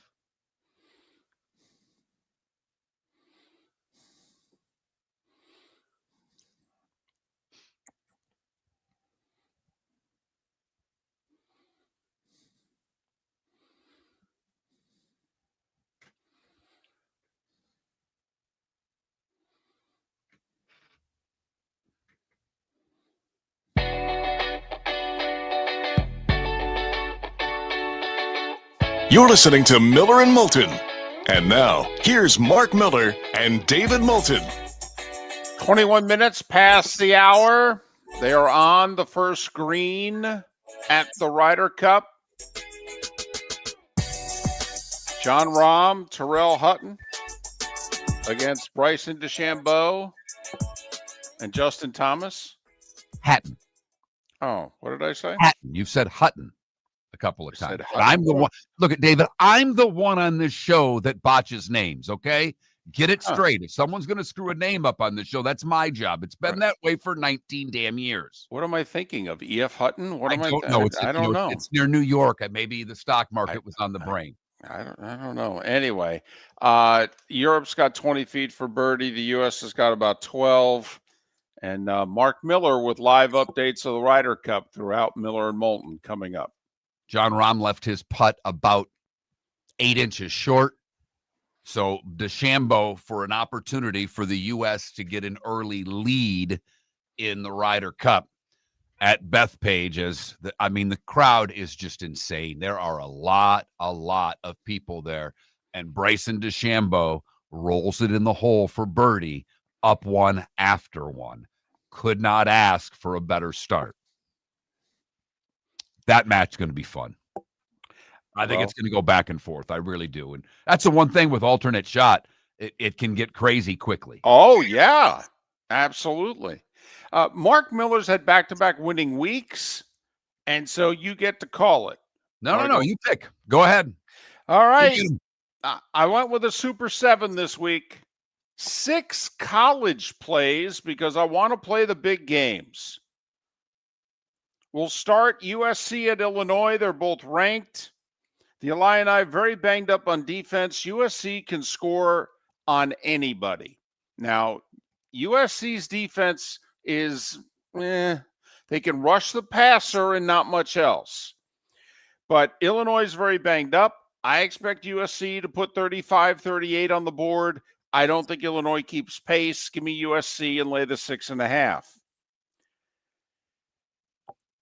I should probably take Ohio State. But Washington's won 22 straight at home. First road game for the young quarterback for Ohio State. I love this at 8.5. Not as happy about it at 7.5. But give me the Huskies and the points. I don't think they win. But I think Ohio State gets out of there 34-28. Whew. I do think LSU goes to Oxford and wins. All right. Nussmeier's the better quarterback, and LSU is the better defense. Ole Miss is yet to face a team that's blitzed them this year.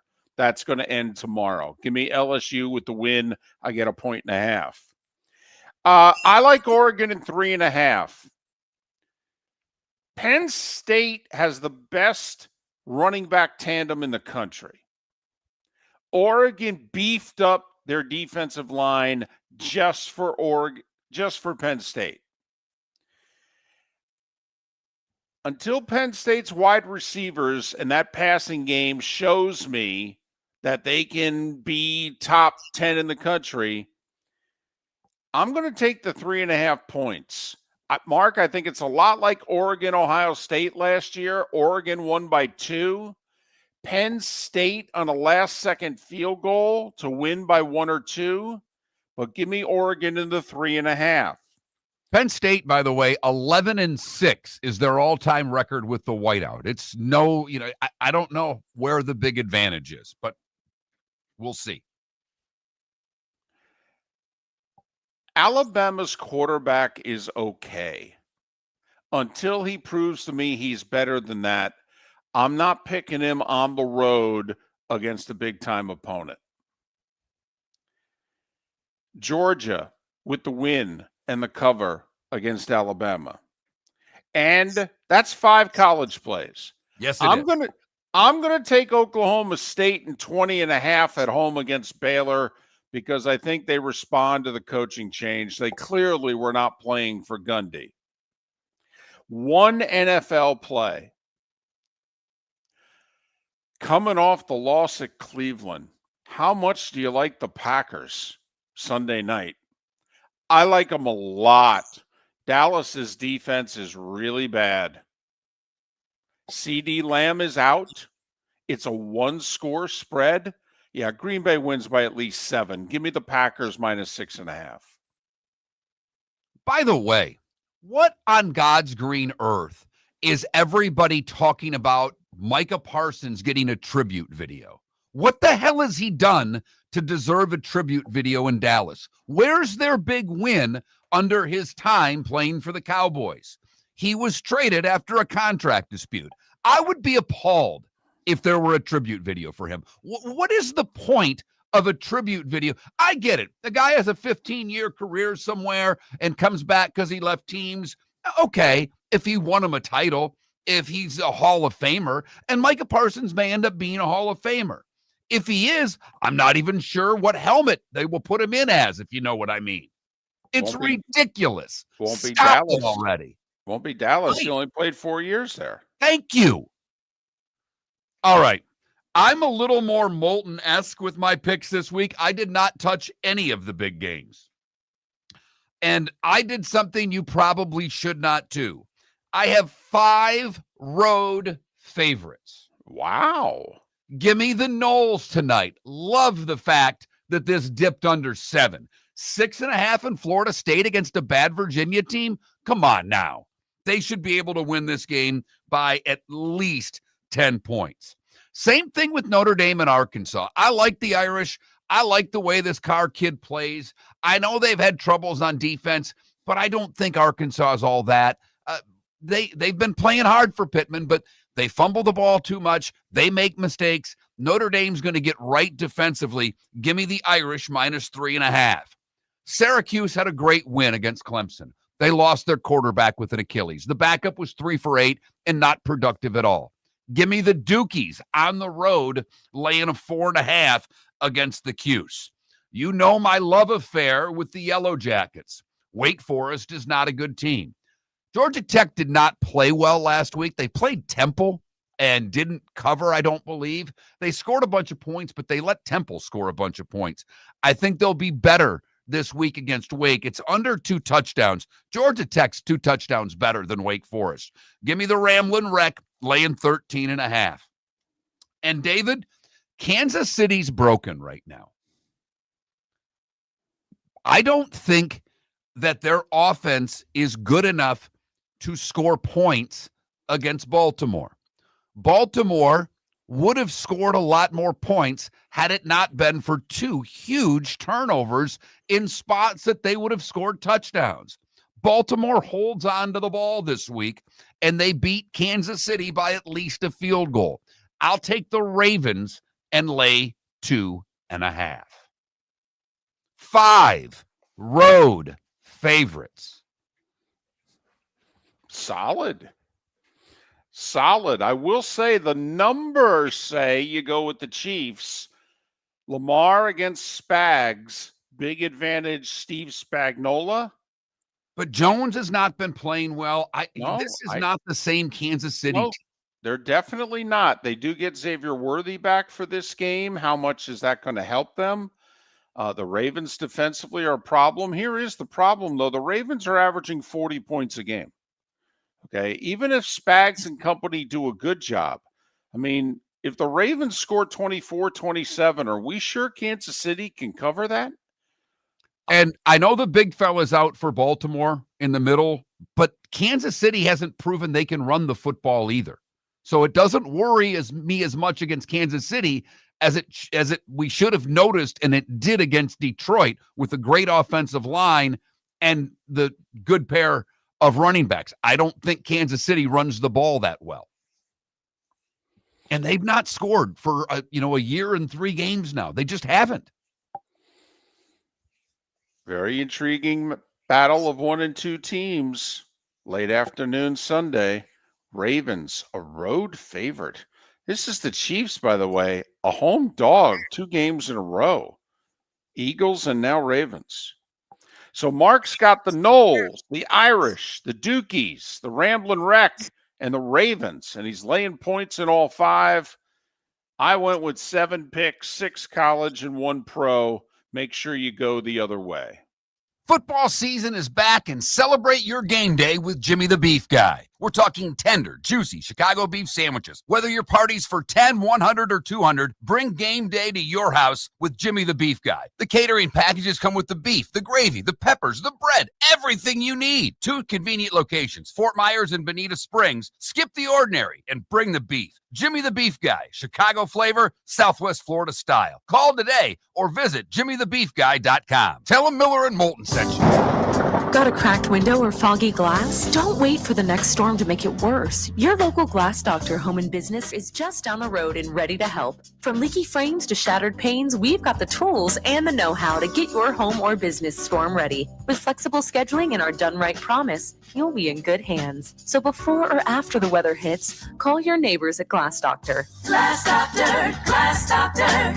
Call the Glass Doctor, we fix your pains. Oh yeah! For over 50 years, the Nolan family has been dedicated to protecting local families. Nolan Family Insurance is a second-generation independent agency that specializes in home, flood, auto, and boat insurance. They take the time needed to explain your coverage options and answer your questions so you can make an informed decision that's right for you. If you're looking for an agency that treats you like family, call 941-639-1122 or go to nolanagency.com. That's 941-639-1122 or nolanagency.com. So I asked him at Floormeisters, hey, what do you want me to tell everyone for September? He says, well, tell them I just bought 100 pallets of Core-Tech.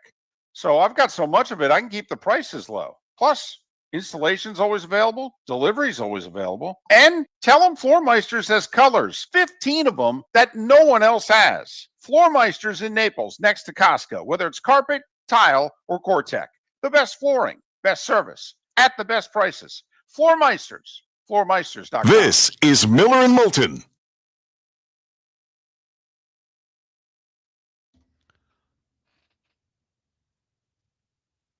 David, I was obviously paying attention to the show, but I'm pretty sure they did not show several shots already because they had commercials and they're talking in the booth. This is unreal. I don't think we saw the tee shots on 2, and I'm pretty sure, or on the Scheffler group on 1. It's unbelievable.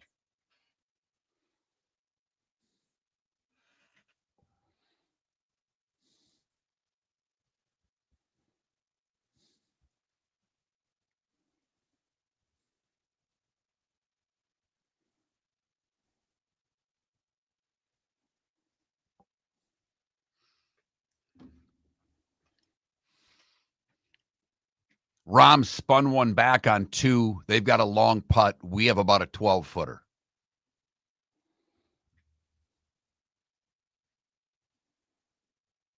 Okay, so no tee shots on 2. They did show the Scheffler group tee off on 1. So we're literally missing golf shots so that they can have a 3-wide shot in the booth. Like, I need to hear from Noah Begay and Nick Faldo, for Christ's sake. Oh.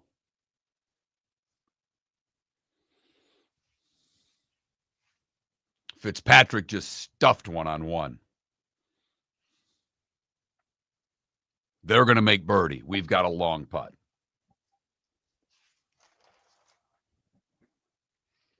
My buddy did text David very nicely, said, I gentlemanly disagree with David about the best running backfield. Notre Dame's backfield has to be the best. Both can catch, block, and both can take it to the house from any place on the field. No, I'd take the Penn State tandem. All right. He said gentlemanly. He wasn't, it wasn't mean. All right. Thomas to win the hole, to go 2 up. Pulled it. So JT's had a rough start. Ah.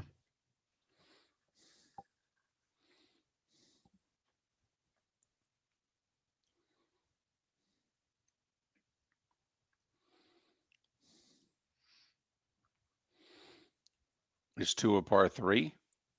Par 5? Par 4. They were wedging it in. Gotcha. So it was both had about 100 yards in. So they just it was JT off the tee, DeChambeau close. Got it. right. Henley's literally has this is lousy on 1.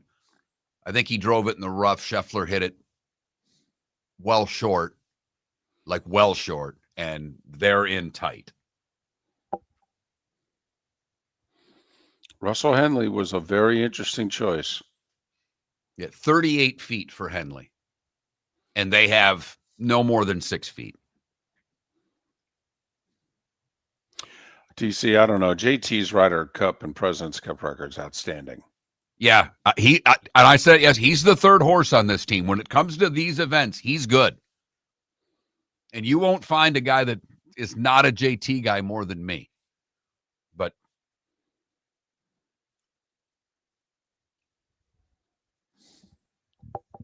God, I hate that aim point method.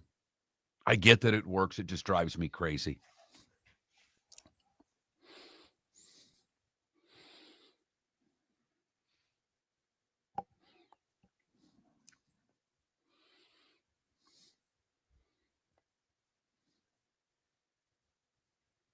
Hey, that's the way to show golf, guys. It's kind of your job here.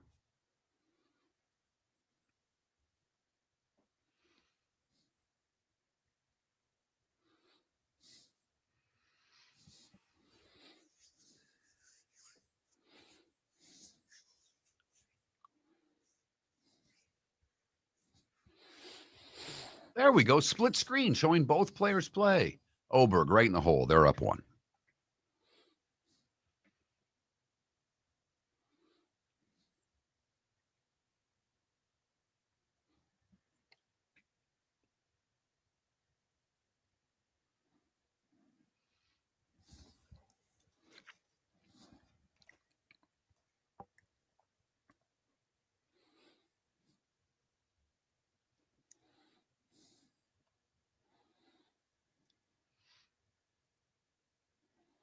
Ooh.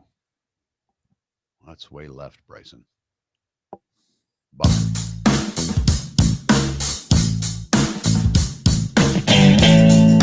Welcome back to Miller and Moulton. Text the guys what's in your mind at 21,000. That's 21000. And now, here's David Moulton. 22 minutes till Pat Kirwan will join us at the top of the hour. Miller and Moulton, millerandmoulton.com, Miller_Moulton on X. What's our poll question again? We haven't even brought the poll question up. I'm glad you asked, David. With this amazing sports weekend, what are you most excited about? Ryder Cup, baseball, college football, or NFL Sunday? Wow. Currently, the Ryder Cup and college football in a dead heat. the NFL a very close third, and one of you wants to watch baseball this weekend. It looks like David voted. I haven't yet, but I may try to help that gentleman out. Do you know what the goober in me is really interested in this week? We have our marquee college football games, obviously. Alabama, Georgia, Penn State, Oregon. Then very, very close LSU, Ole Miss, Ohio State, Washington. How about just the second tier games? Do all 4 highly ranked teams take care of business, or is somebody going down this week? Mark, these are all point spreads between 5.5 and 7.5, I believe. No, 8.5. All 5.5 to 8.5. Iowa State going to take care of business tomorrow night at home against Arizona. Arizona surprisingly 3-0. All right. Love Iowa State's quarterback. Okay. Anthony Beck's son, Rocco. Okay. Love him. Love him. He's a terrific college quarterback. Got a lot of Baker Mayfield in him. But does Iowa State now handle? They're top 15 in the country, Mark. They're one of the top dogs in the Big 12. Can they handle it? Well, I think that they can. Arizona, a little paper mache with the 3-0. I mean, it's Hawaii, Weber State. I don't even know I don't even know how to pronounce the school that they played, David, because I don't care.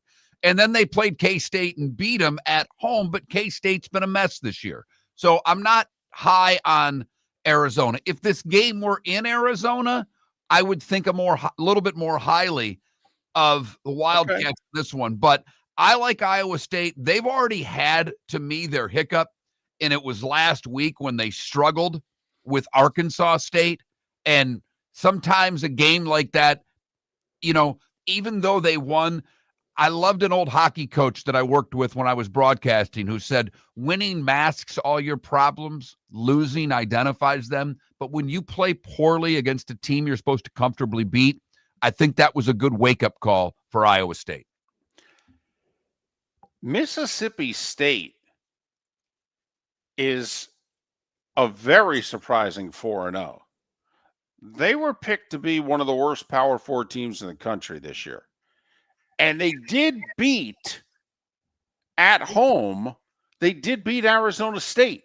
But the fact that they played with Arizona State, even if they hadn't completed the 50-something yard touchdown with under a minute to go to win the game, the fact that they were going toe-to-toe with the preseason co-favorite, if you will, of the Big 12, to me was like, wow, Mississippi State's better than we thought. Do the Vols take care of business? I think they win and win. Sorry, David. I think they win and win big. Okay. Tennessee's good. Maybe really good. Okay. Maybe the best team in the SEC. They outplayed Georgia. Okay. They blew that game. I think they go into Starkville and wipe the floor with Mississippi State. Probably should have added that to another one of my road favorites. I was going to say, the way you're talking, I'm surprised you didn't take the Vols, lay the 7.5 in Starkville. We know what Indiana did to Illinois. In fact, hold on. News bulletin. I believe the Hoosiers just scored again on the Illini. But this is Iowa. This is on the road. Indiana hasn't gone on the road yet this year. Are we sure that IU just goes to Iowa, A, and wins, and B, covers 8.5? David, Iowa's passing offense is 128th in the country. 128. Okay. How do they keep up with Indiana? Because their defense is good, but I don't think it's great. And there have been a lot of Iowa teams that have had great defenses. The offense is still a struggle. Yes, they were able to score in the 30s against Rutgers, which shocked, I think, everyone. I like Indiana. I wouldn't bet it because it's a pretty, what's it, 7.5, David? 8.5. 8.5. I wouldn't bet it, but I like the Hoosiers. Okay. And A&M at home, ranked in the top 10, undefeated. But can they handle now being the hunted? Are they legitimately a top 10 team? They won the shootout with Notre Dame. Can they follow it up? Mark, Auburn went toe-to-toe with Oklahoma in Norman, got screwed by the officials. They're still mad about it. Now, I will say the one thing that concerns me about Auburn this week, are you sure you've moved on? Because, man, are you guys doing a lot of talking. You got screwed. You did. I feel badly for you. But, man, you guys are still talking about the Oklahoma game. You got to be in College Station tomorrow ready to play against A&M. Yeah, can you harness that energy, if you know what I Yes. mean? Can you turn it Can you right? harness the in anger into not a positive, but play angry? Because A&M showed they can score. Auburn's defense played really well against Oklahoma. Can they have that kind of coverage and defensive effort against A&M? I'm a little concerned about A&M's defense. I think it's a fair concern. I But mean, does Auburn have the offense to take advantage of that, David? A&M gave up 24 to UTSA. They gave up in the 20s to Utah State. Never mind giving up 40 to Notre Dame. Right?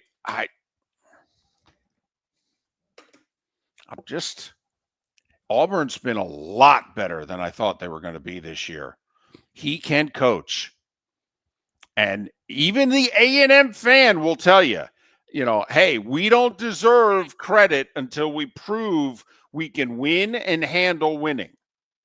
The A&M fan is the most nervous top 10 fan base in the country because they know they haven't earned squat over the years. The only time the A&M fan base has been confident in the times that I was around them for the last 15 years, Johnny Manziel, his cockiness rubbed off on them. For that year and a half when he got it going, they thought they could beat anybody. David, your point about the A&M fan is absolutely true. For this Saturday, not for any other Saturday the rest of the year, but for this Saturday and this Saturday only, I would say the folks in Athens are every bit as nervous as those in College Station. Okay. But I like A&M here. I think they'll get it done because I don't know if Auburn can keep up offensively, if you know what I mean. So you don't have any of the second tier upsets then? You don't think Indiana goes down? You don't think A&M goes down at home? You don't think Tennessee goes down on the road? I think they're all really good teams. I really do. You don't think Iowa State loses at home to Arizona? You've got them all winning. Yes. Okay. But you know me and favorites. Yep. I'm curious with, of your picks, the one that scares me the most. Well, I don't think Washington will win that game. I don't know.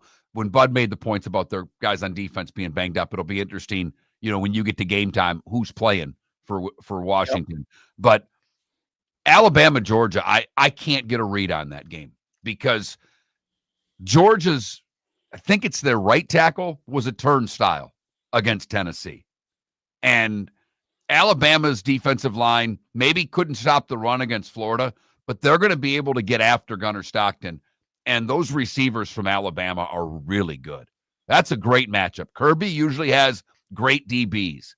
Will the DBs for the Dogs be able to hang with this elite wide receiver trio from Alabama? Not sold on the Bama quarterback. I'm not. He was not good against Florida State. Guys were open. He was late delivering the ball. All right, now it's been a while. It's been almost a month since then. That's a long time. Maybe he's ready for this. But he wasn't ready for Doak Campbell during the day. Is he going to be ready for in between the hedges at night? Right. And it's hard to judge anything off of beating the tar out of Wisconsin. Right. I mean, he looked good in that game, but there's going to be a lot of teams. Wait till some of these good Big Ten quarterbacks get to play Wisconsin, and we'll see what they do with them as well. So, yeah, Wisconsin couldn't cover those receivers. No. At all. I mean, I don't want to say it was a 7-on-7 for him, but, those guys were open. Oh, yeah. Just all day. Those guys were open. All day. Just curious, and with good reason, Oregon, Penn State. Man, would love to see them play. They played in the Big Ten title game last year. The teams are different. They are. Scotty Scheffler rolling one in to get his match back to even.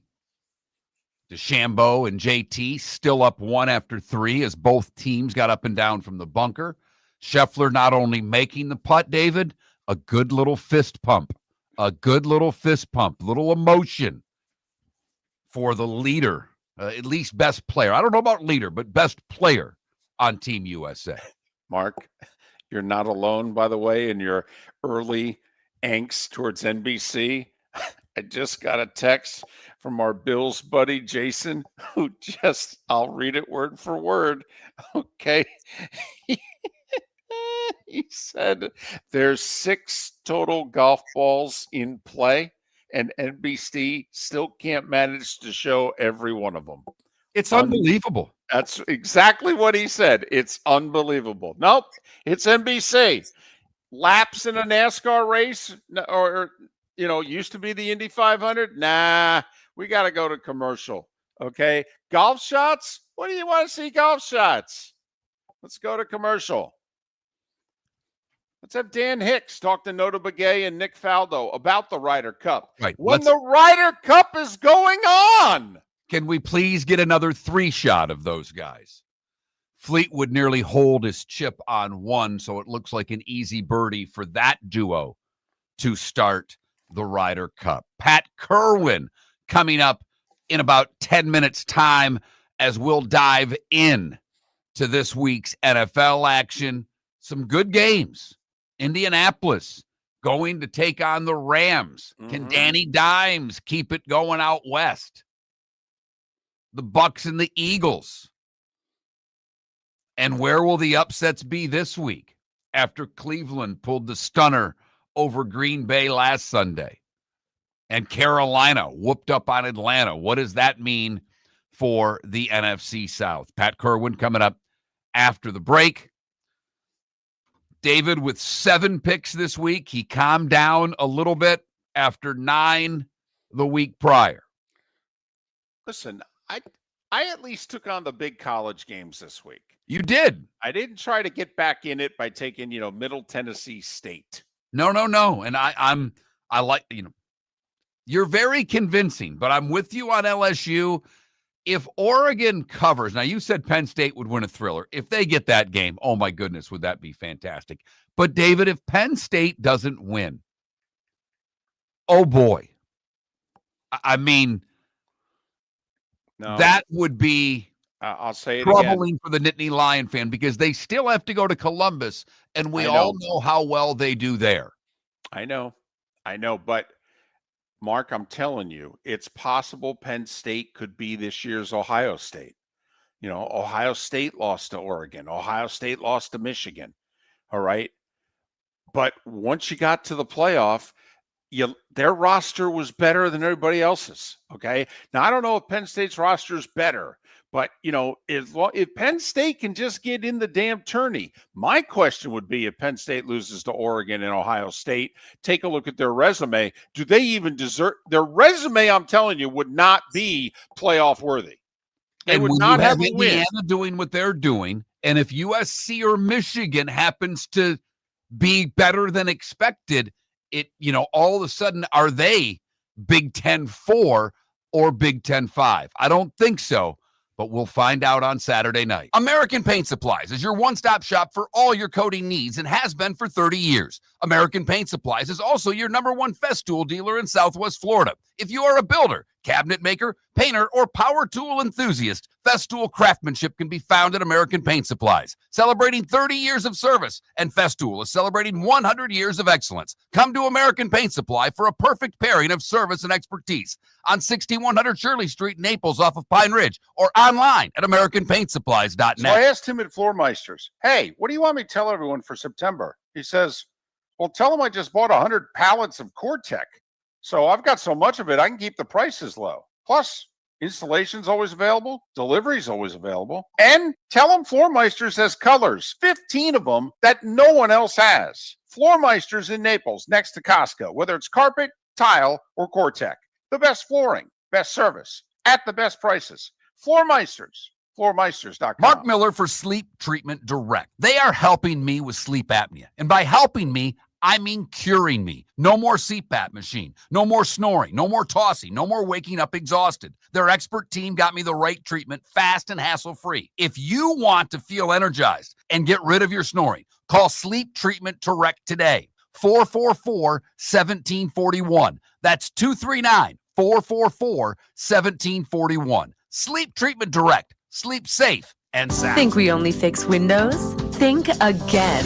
Your local Glass Doctor Home and Business does so much more to upgrade your home. We custom build stunning shower and bath enclosures, install sleek glass doors and windows, and can bring fresh life to foggy or cracked panes. Need a glass tabletop or a statement mirror? Yep, we do that too. If it's glass and it's in your home, we're the team to call. Call the Glass Doctor, we fix your pains. Oh yeah. Todd and I are local. We're involved in our community. We live here, we work here, we're in our showroom every day. We love working with our guests. We love giving back to our community. We are so excited about our new store. Same location, same team, new environment. Every day is like a grand reopening. Absolutely stunning when you walk through our doors now. Come experience the newness of the Diamond District. See what we've done. Your roof is your home's first line of defense. At Pelican Roofing of Florida, Ronnie, John, and their team bring years of experience to protect what matters most, your family and your business. From residential repairs to large-scale commercial roofing, we deliver honest work, fair pricing, and quality you can trust. An upgrade on your roof can lower your insurance costs. Don't wait for a leak to turn into a disaster. Call the experts at Pelican Roofing today. 1-866-9-PELICAN. That's 1-866-9-PELICAN. Online at pelicanroofingcompany.com. CCC 13325. This is Miller and Moulton.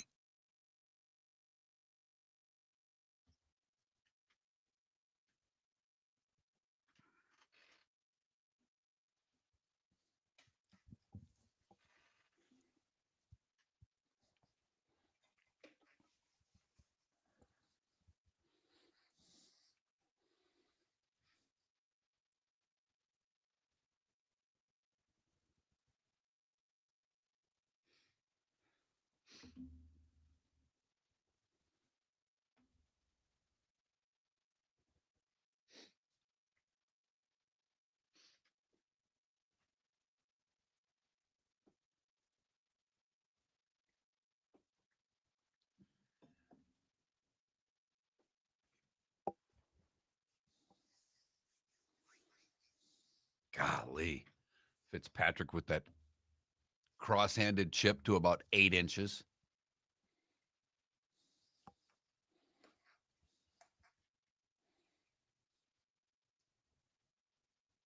Spin. JT with a perfect chip shot. Birdie for us on a par 5. Jason, this is inexcusable. First match out, and they couldn't be bothered to show the tee shots on the second hole. The second hole! At that point, it was still the only match on the course.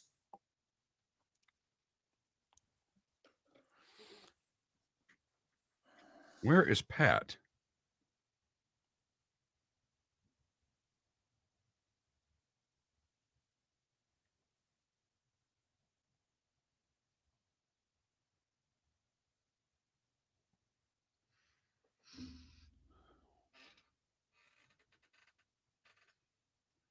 someone texting me their order of F1 soccer and NFL Sunday. F1 and soccer. Good gracious. Who are these? I know we got the guy from the UK watching who said the coverage is way better over there. Yes, it is. I remember when I was over there watching the British or the Open Championship. It was so different and this is my goodness. This is 35, 36 years ago, but it was amazing.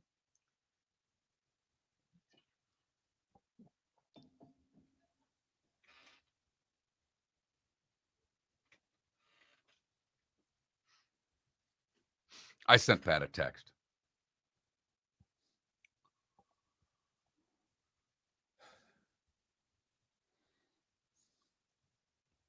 There he is. Oh, Mark. Good morning, Pat. Sorry I'm a little late, but no problem. You're not late. You're not late. You're on time. Oh.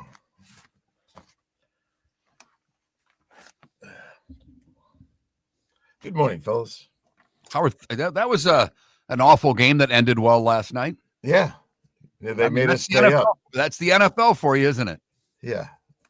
Just when I said 13, I'm going to bed. Nope.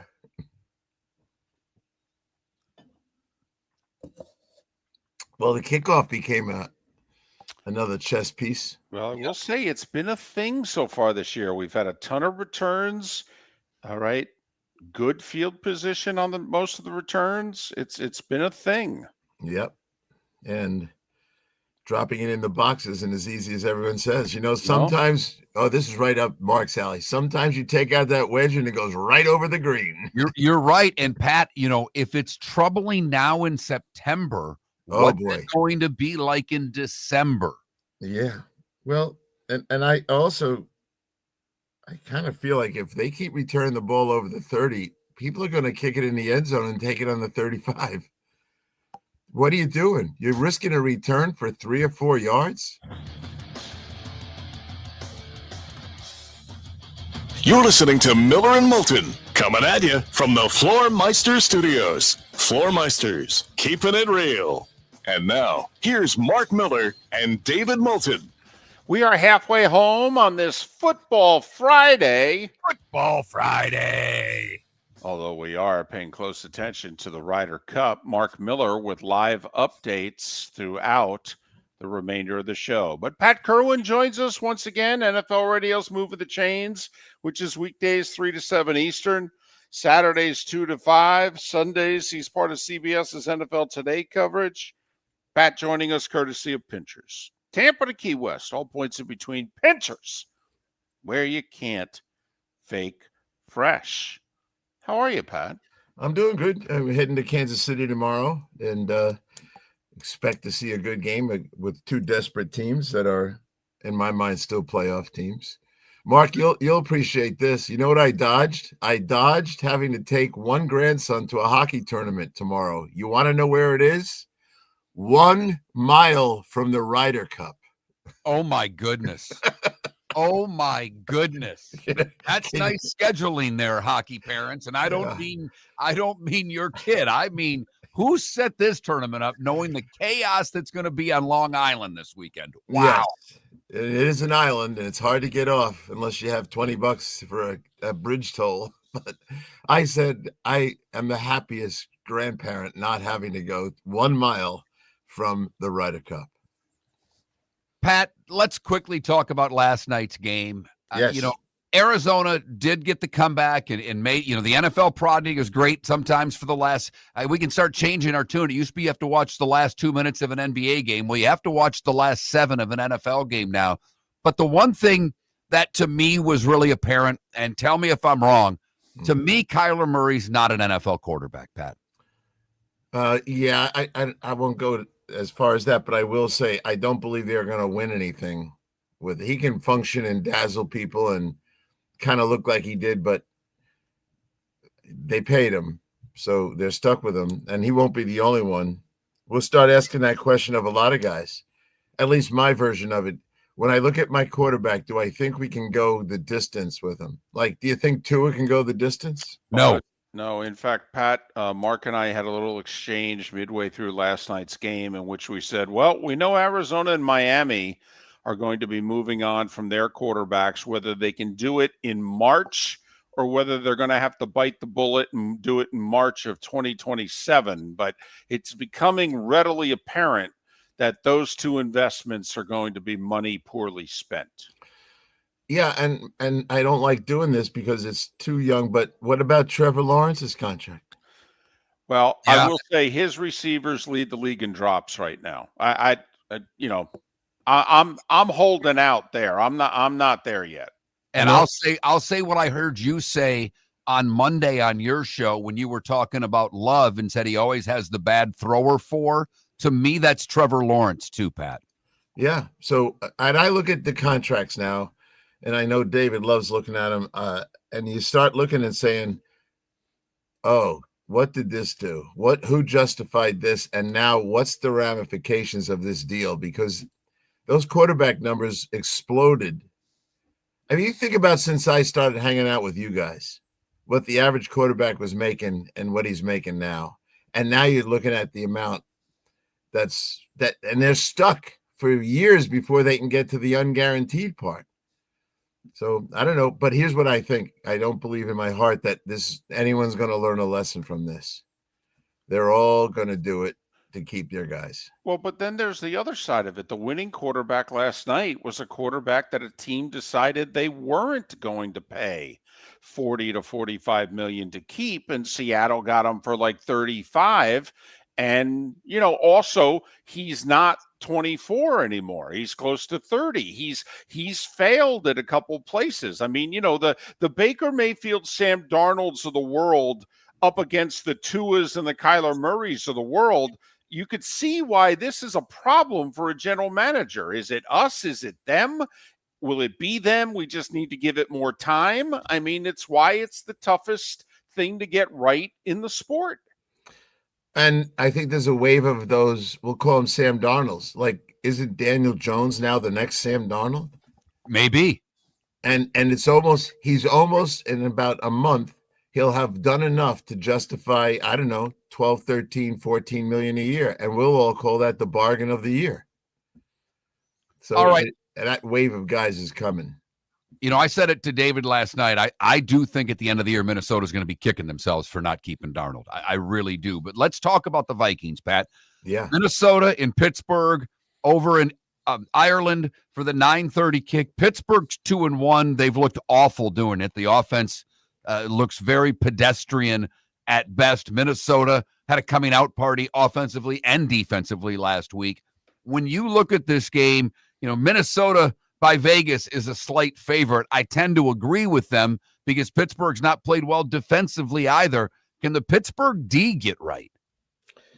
Gosh, I don't know. But I do think that Minnesota, do I think they can slow down the little running back they traded for from San Francisco? Yeah, I like him, but I think they could play better here. And they got Harmon back. Not that he's a rookie, but he's another wide body that's not 100 years old that can get in there and help clog it up a little bit. So I think they can do it. Now, you tell me. I have already voted that Wentz gives them a better chance to win than JJ. That's my vote on the next few weeks. I don't know that they're going to do it that way, but I don't think Pittsburgh would mind playing against JJ McCarthy. Also, Carson's going to get the other receiver back. Addison is back, so they're going to have enough weapons there to do it. And I will say this: we know that Rodgers can't move around very well anymore, and he shouldn't be able to at his age. And there's good pass rushers in Minnesota. Philly at Tampa. For whatever reason, by the way, Tampa keeps hosting this game. Okay, Philly hasn't hosted the Bucs in a while. Both 3-0. We all know about the injury issues in Tampa, although they may get Godwin and Wirfs back for this game. How do you see it? Well, Philadelphia has had and specifically Jalen has had problems with Todd Bowles' defense. That's just the reality. He's 1-4 against those guys. 5 games, he's thrown 5 touchdowns. Now, he's not a big touchdown machine, but they sacked him 14 times. So they have a sense of how to corral guys and then how to get them to the ground. So they'll make it hard on them. I still like Philly in this. I will say with Wirf's back, and he is going to be back, it puts Graham Barton back at center, which is really important with those two big tackles inside. I think the game will be low scoring, but I think I'll take Philly in this one. I'm waiting for Saquon to have a bit of an explosion. He hasn't had it yet. How surprised were you that the Giants made the change at quarterback? We were thinking if they were going to do it next week would be the week, not against the Chargers, but obviously they had different thoughts. Jackson Dart starting. I don't give the Giants much of a chance, but your thoughts on making the change? Well, I'll take you back to the draft, because when the draft was on, it was the head coach who stood up and said, Dart has the skills for us to do a lot of the things we did in Buffalo. That's not a comparison to Josh Allen. But I went back and looked at my report from the Senior Bowl on this guy, and it was interesting how I saw him then and what I thought he was going to be able to do in the National Football League. So I think this is Brian's baby. This is the one he said, give me this guy, go up and get me this guy, and we'll be better. And I think he has not been able and dying to do this, and probably would have done it for the opening week if given the opportunity to, but they thought the kid should wait a while, but they're not waiting anymore. Here's what they think they have. And I've talked to enough people over there. They think they have a guy that's going to add a run dimension to the quarterback position. Not a crazy run dimension, but a good one. Here's what I wrote about him at the Senior Bowl. This kid is tough. He has a solid arm. He has adjusted throw angles. He likes, here it is, the RPO stuff. He's a guy that can pull the ball and run. Remember, Brian got that going with Daniel Jones. He thinks he's got more here. What else did I put on him? People will blitz him. So here comes the blitz. But I do think, I don't know if Brian's saving his job, but he really likes the dimension this guy's going to bring to it. And just talking to a guys over there that I know, they said he carries himself so well around the building that the veterans like him, and they've kind of been waiting for it to happen. I think they didn't put him in until Andrew Thomas was healthy. Because that'll solidify the line. They didn't want him to get destroyed. Now that Thomas is back playing, I think Dable's like, fine, that's it. We can't wait any longer. Got a couple minutes. Commanders against the Falcons. Atlanta laid the biggest egg last week, you could argue. The Commanders are banged up. They don't look like they did at the end of last year yet. It already feels like it's a must-win for Atlanta. This also could be a game which maybe a wild card spot. This ends up as a tiebreaker later on in the year. Your thoughts on Commanders and Falcons? Yeah, Atlanta set me back as far as what I think of them. And do I think they can bounce back? A lot of teams that get shut out do bounce back. Professional pride, if you want to call it that. Washington, Mariota is not the same as their young quarterback, Jaden, but he's very good when it comes to being a performer from the bench. I think he gives them an advantage here. Now, I don't think they're going to go to Cousins again, but man, after the way Penix played, you probably think they'd want to. I like Washington to be resilient enough to win this game. It'll look ugly. They might have to come from behind a couple of times, but I do not like where Atlanta is right now. And they've scored 42 points in 3 games. Pat, firing the wide receiver coach, is there any what fix is that? I didn't get that at all. No, it's not a fix. It's just like, I guess he was complaining. I talked to those guys. Raheem wouldn't answer my question on that, and nor should he. But the guy who's running the offense used to be the receiver coach, right? And he's frustrated about the way it's going with those guys, so he wants to take control of it. And I think the old receiver coach there was dying to get out himself. He was complaining enough that it sounded like he wanted to be sent home. Ike Hilliard was that receiver. Oh, you Giant fans all remember Big Ike. Hey, there's a few Florida Gators that are hoping he's got some eligibility left with the way that offense is going. Way to tie it together, Mark. I was going to say, they're like, he could help our offense. Have you seen it lately? Yeah. Miller and Moulton with Pat Kirwan. NFL Radio's Moving the Chain, CBS's NFL Today show. Joining us courtesy of Pinchers, Tampa to Key West, all points in between. Pinchers where you can't fake fresh. And, of course, Pat and all our guests join us on the American Paint Supplies Hotline, your one-stop shop for all your coating needs. We'll go through the rest of the games with Pat Kirwan on the other side here on Miller and Moulton. Your roof is your home's first line of defense. At Pelican Roofing of Florida, Ronnie John and their team bring years of experience to protect what matters most, your family and your business. From residential repairs to large-scale commercial roofing, we deliver honest work, fair pricing, and quality you can trust. An upgrade on your roof can lower your insurance costs. Don't wait for a leak to turn into a disaster. Call the experts at Pelican Roofing today. 1-866-9-PELICAN. That's 1-866-9-PELICAN. Online at pelicanroofingcompany.com. CCC 1332512. For over 50 years, the Nolan family has been dedicated to protecting local families. Nolan Family Insurance is a second-generation independent agency that specializes in home, flood, auto, and boat insurance. They take the time needed to explain your coverage options and answer your questions so you can make an informed decision that's right for you. If you're looking for an agency that treats you like family, call 941-639-1122 or go to nolanagency.com. That's 941-639-1122 or nolanagency.com. So I asked him at Floormeisters, hey, what do you want me to tell everyone for September? He says, well, tell them I just bought 100 pallets of Core-Tech. So I've got so much of it, I can keep the prices low. Plus, installation's always available. Delivery's always available. And tell them Floormeisters has colors, 15 of them that no one else has. Floormeisters in Naples, next to Costco, whether it's carpet, tile, or Core-Tech. The best flooring, best service, at the best prices. Floormeisters, floormeisters.com. American Paint Supplies, for nearly 30 years, is your one-stop shop for all your coating needs. If you are a designer, a contractor, a professional painter, or a weekend warrior, American Paint Supplies is the place where experts go to get expert solutions. At 6100 Shirley Street in Naples off of Pine Ridge, American Paint Supplies delivers the best solutions with the best products with the best support. Meet Gene and his team today at American Paint Supplies. Call 239-566-2700. That's 566-2700 or online at AmericanPaintSupplies.net. This is Miller and Moulton.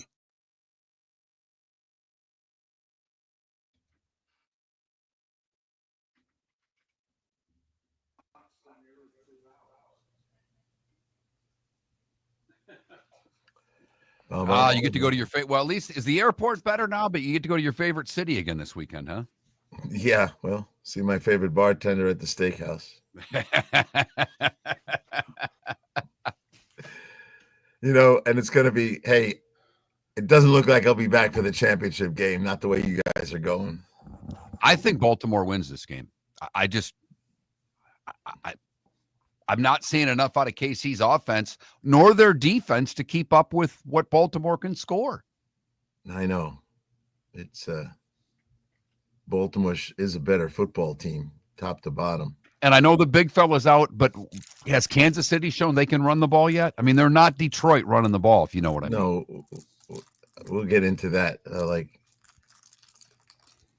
got to spend a lot of time on this game because we're going to be talking about it for a long time. We're not making a lot of putts, David, just for the record. We're missing a lot of putts early. Did you ever play out there, Mark? No. Wait a minute. The U.S. in the Ryder Cup is missing a lot of putts. Wow, this is shocking. This never happens. Oh, the beauty of sarcasm. I'm shocked by this information. By the way, one thing that's interesting about the Ravens, they don't win close games. For as good as they are, take a look at their record in one-score games. It's not good the last few years. Yeah. Well,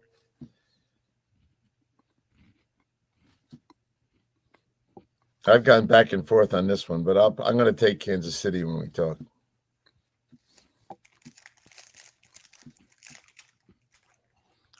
I think it's a bigger game for the Chiefs, and not just because they're home, but I think because of the division they play in. Yeah, well, that's right. The other guys are going to win the division no matter what happens here. By the way, 5-5 last year in one-score games, for what it's worth, David. I think if you throw Monday night in, in the last 2+ years, I think they're 8-13. Yeah, Wow. well, Or 3 years. I mean, it's surprising how poor their record is in one-score games. so I will not say this on the air because it's just an observation, but you tell me, don't you think sometimes it's John? Yes, I do. Yes, everybody wants to blame the quarterback. No, it's bigger than that. It's and coordinators are making big decisions too. So, but I think the decision stuff in big games is, I stood on the sideline of that one with Kansas City, and I sometimes I go, what the heck? Yeah, they were the better team, and they got out coached, they got outplayed, And they got away from what they are. Yep.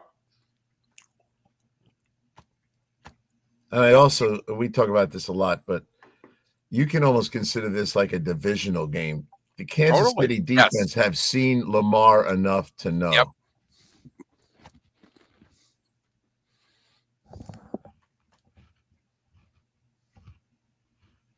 Yep. Fun game, though. Glad we're going to it. No, Puck, one-score games, not Monday Night Football games.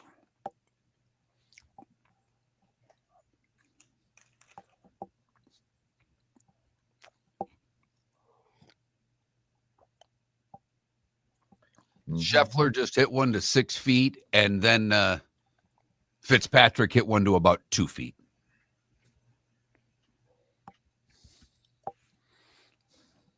Yeah.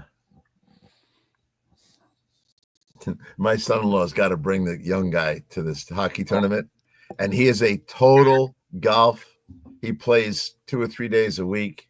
He's a 3 handicap. He's all of that. And he's got to go to a hockey tournament and be in that traffic and not be going to the tournament itself. Tell them, by the way, it's $1,500 for a helicopter from Manhattan out there. Walk the mile. Yeah. Welcome back to Miller and Moulton. Text the guys what's in your mind at 21,000. That's 21000. And now, here's David Moulton. Our remaining moments with Pat Kirwan, a Ryder Cup update. Europe ahead in 2 of the 4 matches, U.S. ahead in 1, and the other is all square in alternate shots. So right now it's on the scoreboard, 2.5, 1.5 Europe. We'll keep you updated. They're early. They're, playing, holes 3 through 6 right now. So, but there you have it. That's the Ryder Cup update. All right. Ravens and Chiefs, the game you're going to be at on Sunday. The Chiefs, to me, I mean, there's a reason why Baltimore's favored, in my opinion, Pat. The Chiefs defensively have not been as good as we've seen in past years. Offensively, they look challenged right now to score points, and they were challenged last year to score points, and their defense held them in. I don't know if they can keep up with Baltimore's scoring. What do you think about this one? Man, I've gone back and forth, Mark, on this game. I am factoring Matabuke not playing. The question will be, and I might as well answer before you ask it, will Andy run the ball enough to take advantage of that? So I peel back the onion on their run game. Throw out Mahomes scrambles. Those were not run play calls. We all know that. So what's the true run game? Here they are. 53 run attempts from guys that are called running backs. 199 yards, 1 rushing touchdown, 3.75 a carry, and they've only managed 12 first downs in 3 games, which is 4 a game. That's not good. So their running game may not be able to ever do what Detroit did last week with the 2 big beasts they had. But why am I going towards Kansas City besides the home field and all that stuff? I am going there because of Spags. Spags knows Lamar. He is a 5. Lamar's 1-5 against Spags. 1-5. And inside that is 15 sacks, which is a problem in big games. David's our historian here. When we get Lamar in games like this against teams that know how to play him, which is this team, you have some issues there. So I like Spags' chances to slow it down. Both teams are frustrated by where they are. Baltimore's given up 96 points.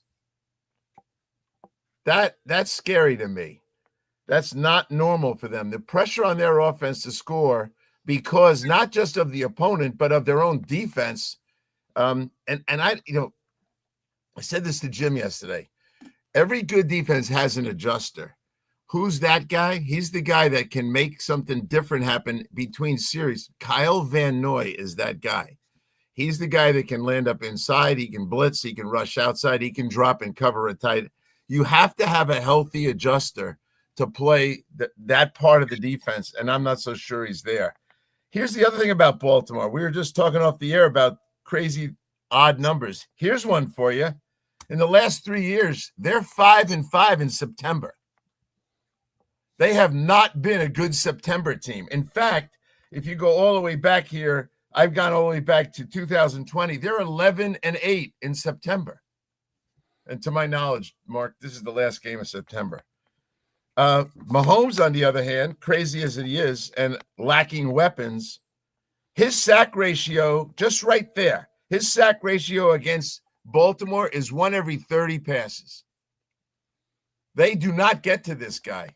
And so will they get – and we know that Mahomes has played with bad tackles for multiple years. So I think Mahomes will – it'll look ugly because he doesn't have a lot of weapons. I hope someone's telling Andy to run Pacheco and Hunt up inside. I'm going to take Kansas City in this game. I don't think it's going to be very high scoring, but Baltimore's defense and Spags are the two reasons I'm going that way. Spags has Lamar's number. Todd Bowles has Jalen Hurts' number. We'll see if the two defensive coordinators continue their mastery, if you will, over two teams that are favored to beat them this week. All right, Danny Dimes, Indiana Jones, whatever you're calling them, the unbeaten Colts in SoCal to play what should be the unbeaten Rams. Indy and LA, your thoughts? Well, Indy's a great story, and I think they have a chance to win this division, but I don't think they will win this game. This is this is a step-up game for them. On the road, the Rams should have won last week. I like Dan and how he's playing. I think he's reinventing his career right in front of us. But he's played the Rams twice before, yes, with the Giants, but in 2 games, no touchdown passes and 9 sacks. So I think he'll play good. I don't think he'll play great. I think the only way they're going to win is if the running back goes crazy, and he has been going crazy against the Ram defense. But I like the Rams in this game. I don't know that I'd give 4 points, which is where it was when we started the week. But Puka's an odd. He has the most targets in the NFL at 35 targets, and he has no touchdown passes. I get Ram fans complaining to me all the time about Devontae Adams. They said, what do you want from him? He's not a 1 anymore. He's a 2. But he's already got a couple of touchdowns. He's already moved the chains 9 times. He's fine as a 2. I just think that the Rams and the coach and the quarterback will find a way to win this game. Correct me if I'm wrong. As Devontae, I don't think has practiced yet this week. That bears watching. Yes. Well, Spider-Man doesn't need practice. He just needs to get some targets. All right. Speaking of a step up in class, Jacksonville's 2-1. They probably should be 3-0, but they go out west to San Francisco. The Niners are banged up. In fact, Ayuk, word out, he's not anywhere close, and there was never expected to play, but who knows if he'll be back even at all this year. But Jacksonville goes out to San Francisco. They're running the ball well. Their run defense is really good. McCaffrey's a different animal. Yeah, McCaffrey, it's early in the season, and the workload's starting to pile up here. He's up to 77 touches. It's sooner or later he's going to break down, but not here. And they'll lean on him, and he'll be a factor. Now, I will say this. I went back and looked at San Francisco when Bosa's hurt. When Bosa's been out, they're 6 wins and 12 losses. And we perceive the 49ers as this terrific team. I don't know that if Bryce Huff's on the field every down, that's when he's not very good. Situational pass rusher, he'll do fine. He's already got a couple of sacks. Look, the head coach in San Francisco wanted Mac Jones. We talked about it last week. We've talked about it 100 times. Well, you got Mac Jones, and if you have to play him, they'll feel like they can win with him. Jacksonville, this is more of a step up, even though they're beat up in San Francisco, than we just talked about with the Colts going out to the West Coast as well. I don't like Jacksonville in this game. And I say this about Trevor. I'm hoping something happens. He's 55% completion. He's thrown 4 interceptions. This is a big game for a guy that's not delivered before. Niners have won 3 games by a total of 10 points. They've won 2 games scoring 17 points or less. All right. They are managing to win, but they are scuffling at the same time. All right. About a minute or so. Packers, Cowboys. Is this going to get as bad in Dallas as it looks like it could now without CeeDee Lamb? CeeDee Lamb is a warhorse. He almost never misses games, but he did miss 3 in his career, and they didn't win any of them. And only one time did they have reasonable scoring without him. So that is a problem. Look, Dallas defense, okay, quickly, 27th in point, 30th. They're terrible on defense. This is a game where Jordan Love should throw for 300 yards. All right. In 30 seconds or less, can Miami win a game, or is this going to be the end of McDaniel if they lose Monday night to the Jets? I don't think the owner's going to fire him now, but will it create his demise? Yeah, it will. And I think that'll start to okay, let's start talking about guys that are going to be available. And that's what owners do. They'll get somebody on the side who's going to start finding out. And to me, if it gets to that, Mark, here's what they'll do. They'll be opposite of what they are. They will get a defensive guy who's a hard ass. Excuse my language. And you know who that is? Jim Schwartz. Oh, I was going to say Bill Belichick. I'm sorry. Well, yeah, they had one. They got rid of him. You can't have sideline passes for girlfriends. That's another. He's Pat Kirwan. NFL Radio's moving the chain. CBS's NFL Today show. Pat comes to us courtesy of Pinchers, Tampa to Key West, all points in between. Pinchers, where you can't fake fresh. So I asked him at Floormeisters, hey, what do you want me to tell everyone for September? He says, well, tell them I just bought 100 pallets of Core-Tech. So I've got so much of it, I can keep the prices low. Plus, installation's always available. Delivery's always available. And tell them Floormeisters has colors, 15 of them that no one else has. Floormeisters in Naples, next to Costco, whether it's carpet, tile, or Core-Tech.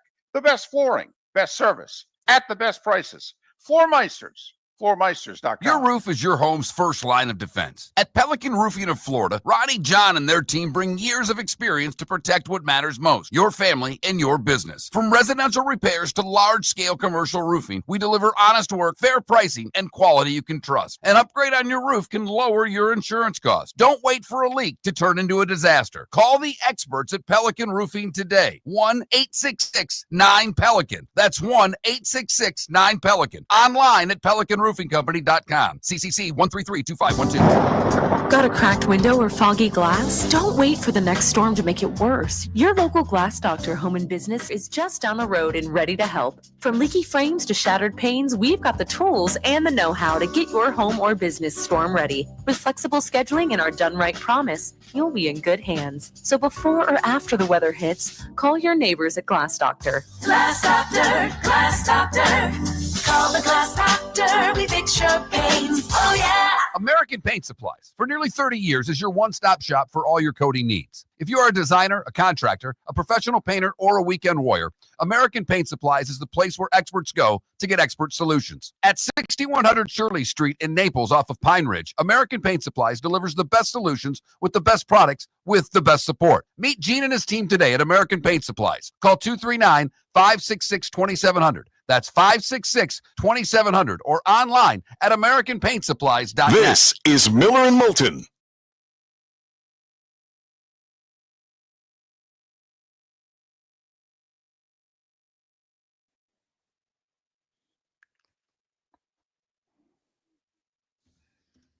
So, David, they came back a while ago here when we had Pat on.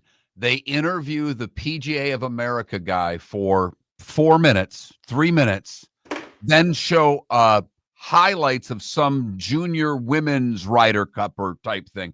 I mean, are you kidding me right now? Are you kidding me? Oh, look at that. The Euros just rolled in about an 18-footer for par. It'll McIntyre. Good putt.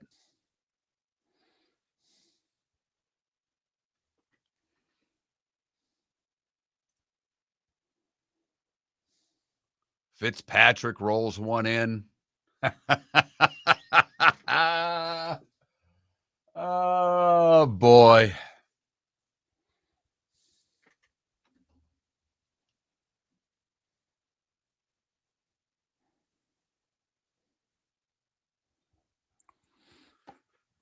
You know, there's just a little bit of time in between the morning session and the afternoon session. That would seem to be a good time to talk to the PGA of America guy, Yes. right? So this site Flushing It said American fans moaning about terrible Ryder Cup coverage already when Sky has been great. Europe one up with a laughing emoji. One of the comments, NBC is the weakest link on the American team. Yeah. I've been saying this for years. What's remarkable is how good they are at Sunday Night Football. And Scheffler from 8 feet didn't come close to hitting the hole. Down 3 through 6. Down 3. I mean, he didn't hit the hole. That's awful. Good gracious. Like, I didn't know that. I don't even know why I get upset anymore. You know it's coming. Ladies and gentlemen, I'm glad you're all getting to witness this. Okay? I'm glad this is happening.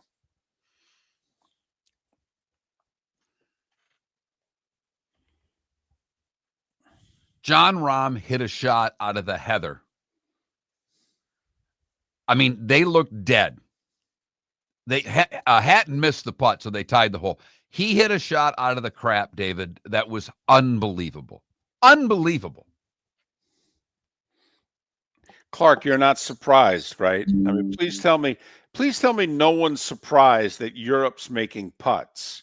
Where have you been since, hold on, wait a minute, 1987?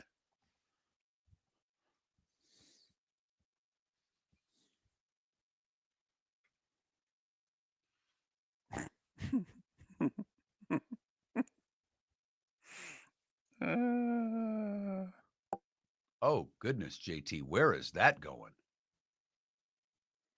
Ugh. I mean, I will say the scoreboard right now is 2-2 because the U.S. is 1 up in 2 matches, and right. But we're down 3-1, down 2 in the other. Right. No, I know. Come on now. We said it 2 hours ago. We'd take a 2.5, 1.5 defeat this morning and run to the afternoon. Is that a root? Oh, the Rahm and Hatton's ball is like damn near up against a stick, and they're trying to figure out if they can move it without the ball moving.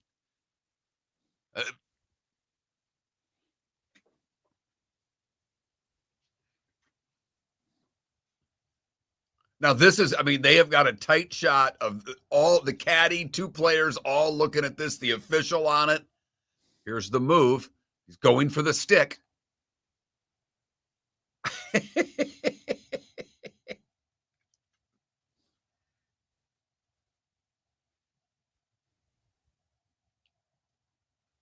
Jesus, you just stepped on the stick and almost hit the ball, you jackass.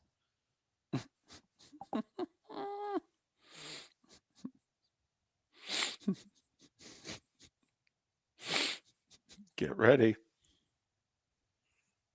Oh, Sonny, I'm well aware. The Marlins made sure to sacrifice the end of the Philly series to line up for the Mets. You're listening to Miller and Moulton. And now, here's Mark Miller and David Moulton. Ladies and gentlemen, I beg of you, twitch.tv/Miller and Moulton, YouTube Miller and Moulton channel, Mark Miller watching the U.S. in the Ryder Cup is worth pay-per-view. It is. It's worth paying for. We're, 15 holes into this thing. If you add up the 4 matches, it's about how many we played, maybe a few more than that. Screaming and yelling, pounding of the fist on the table. How come it is we can't do this, we can't do that? Ladies and gentlemen, what has Mark been telling you all calmly now for weeks and months about the U.S. and the Ryder Cup? And then when it begins to happen right in front of him, he's shocked, appalled, and angry. Can't putt. Right. Best player in the world missed a 7-footer, didn't even hit the damn hole.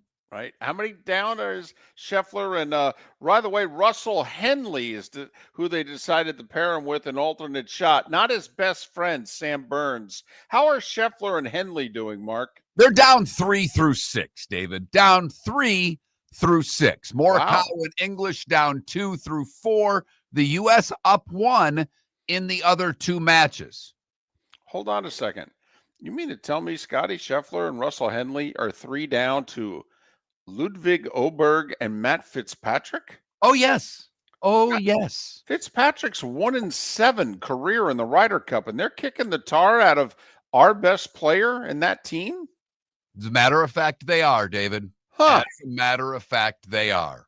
And let me get this straight. I just a quick question. I hear there's another phenomenon going on at Bethpage this morning. There's a rumor that Europe is, wait for it, making putts. Is that true?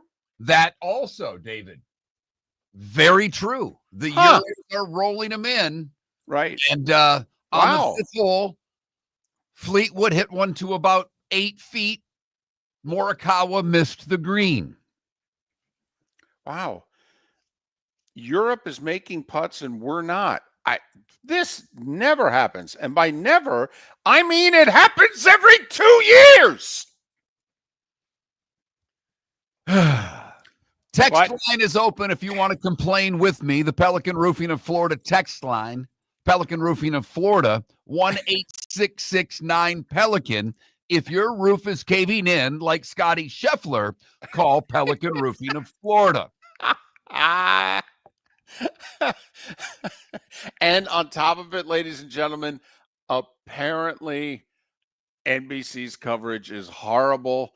They're showing less golf than normal, which is remarkable when you think of it, because we've got 16 golfers on the course, and normally there's like 100 golfers on the course, and yet they're still showing less golf now than they used to. You would think it'd be easier to track so many fewer players and golf balls in play, but apparently for NBC, it's a real problem. They did what looked to be, well, we had Pat on, they did about a 3-minute interview with the president of the PGA of America, including some shots of a women's junior competition that apparently the USA won, of all the girls in the colors and the flag around their tournament, while the Ryder Cup is going on.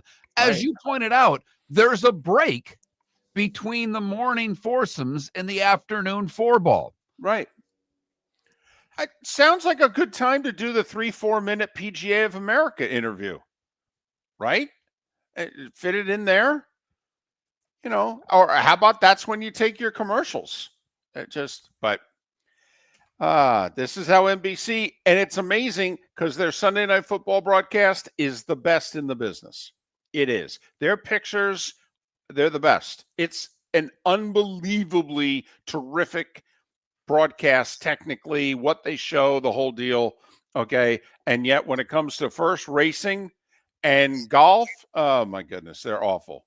It's like it's a totally different network. Poll question today is, what are you most excited about on this terrific sports weekend? The Ryder Cup, the baseball with the pennant races on the line, 2 divisions still to be determined in the final 3 games, a terrific college football Saturday, or NFL Sunday. Right now, we're in golf country, the Ryder Cup winning, college football in second, NFL closely behind, and none of you give a damn about the pennant races. Not surprised, but that's the way the vote's going. That Mark Miller, the David Moulton, Miller_Moulton on X. Guess what? The Euros just made another putt, and McIlroy and Fleetwood are up 3 through 5. What? I know. Shocking event. Wait, Europe is making putts. The U.S. are not. And their money team of Rory and Fleetwood is playing well and winning, while our money team with Scotty Scheffler and player to be named later is losing. This is unbelievable. And by unbelievable, I mean you can bet on it happening. I'm watching all these people on X this morning that I follow on golf basically saying, I think the U.S. will be up 3-1. You said it before. You said it to start the show. If it was 2.5, 1.5 Europe after the morning foursomes, I'd take it. Yes, I would right now. I'm not kidding. I'd take 5-3 Europe, an alternate shot for the 2 sessions right now if I was Keegan Bradley. The U.S. got destroyed 2 years ago. The U.S. won. They won 4-ball, and they split singles. Lost this, whatever they call it, grouping competition, 7-1. This is the problem for us in Ryder Cups. It's alternate shot. JT just missed a short putt. That match all square. JT has not done much this morning, has he? No, he is not. No. Okay. No, he has not. Wow. And he's been very good in these things, I got to admit. I know he's not your favorite guy, but Nope. he has, I think, the best Ryder Cup record of all the U.S. Ryder Cuppers. So there you have it. And what will be great for me is this NBC coverage is also driving Mark crazy. So if the U.S. is not performing well, and then the network covering the event is not performing well, just imagine the level of angst coming from Mark Miller right now. The Ryder Cup is an hour 35 old. Mark, how would you describe your mood right now? Volatile. 95 minutes into this, ladies and gentlemen. Volatile. 95 minutes. The good news is I'm teeing it up after the show so I can get away from NBC's coverage and I'll be listening to PGA radio. They'll do a better job. You're not going to miss many shots and you're going to go play a round of golf. But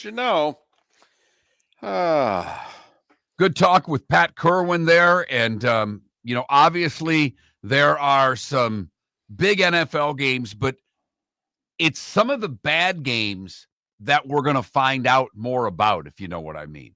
Monday night with the Jets and the Dolphins. If the Dolphins somehow, and we'll talk more about it on Monday, but it's a regime on the line. Oh, yeah. The Bears in Vegas interest me a little bit. We didn't really get into that with Pat because the Bears looked really good against Dallas. I'm pretty sure right now Cypress Lake High School may look good against the Dallas defense. Oh, very much so. So when now, the Raiders do have a pass rush, how's Caleb going to play against Vegas? That game, for that reason alone, interests me a little bit because where are the Bears? The Bears fan quits on that team faster than any fan base quits on a pro team. I mean, is there another fan base that gives up on their team quicker than the Bears? Because the Dolphins don't give me the Dolphins because their fan base doesn't even come out. They come on. If they're good, they're in. If they're not, they don't care. Well, by give up, though, you mean the attitude, because physically they show up in droves and they watch. The Bears ratings are great, even when they're 5-12. Okay, but just by the minute it goes south, you're right. The Bears fan is very defeated. And there's reasons to be. I get it.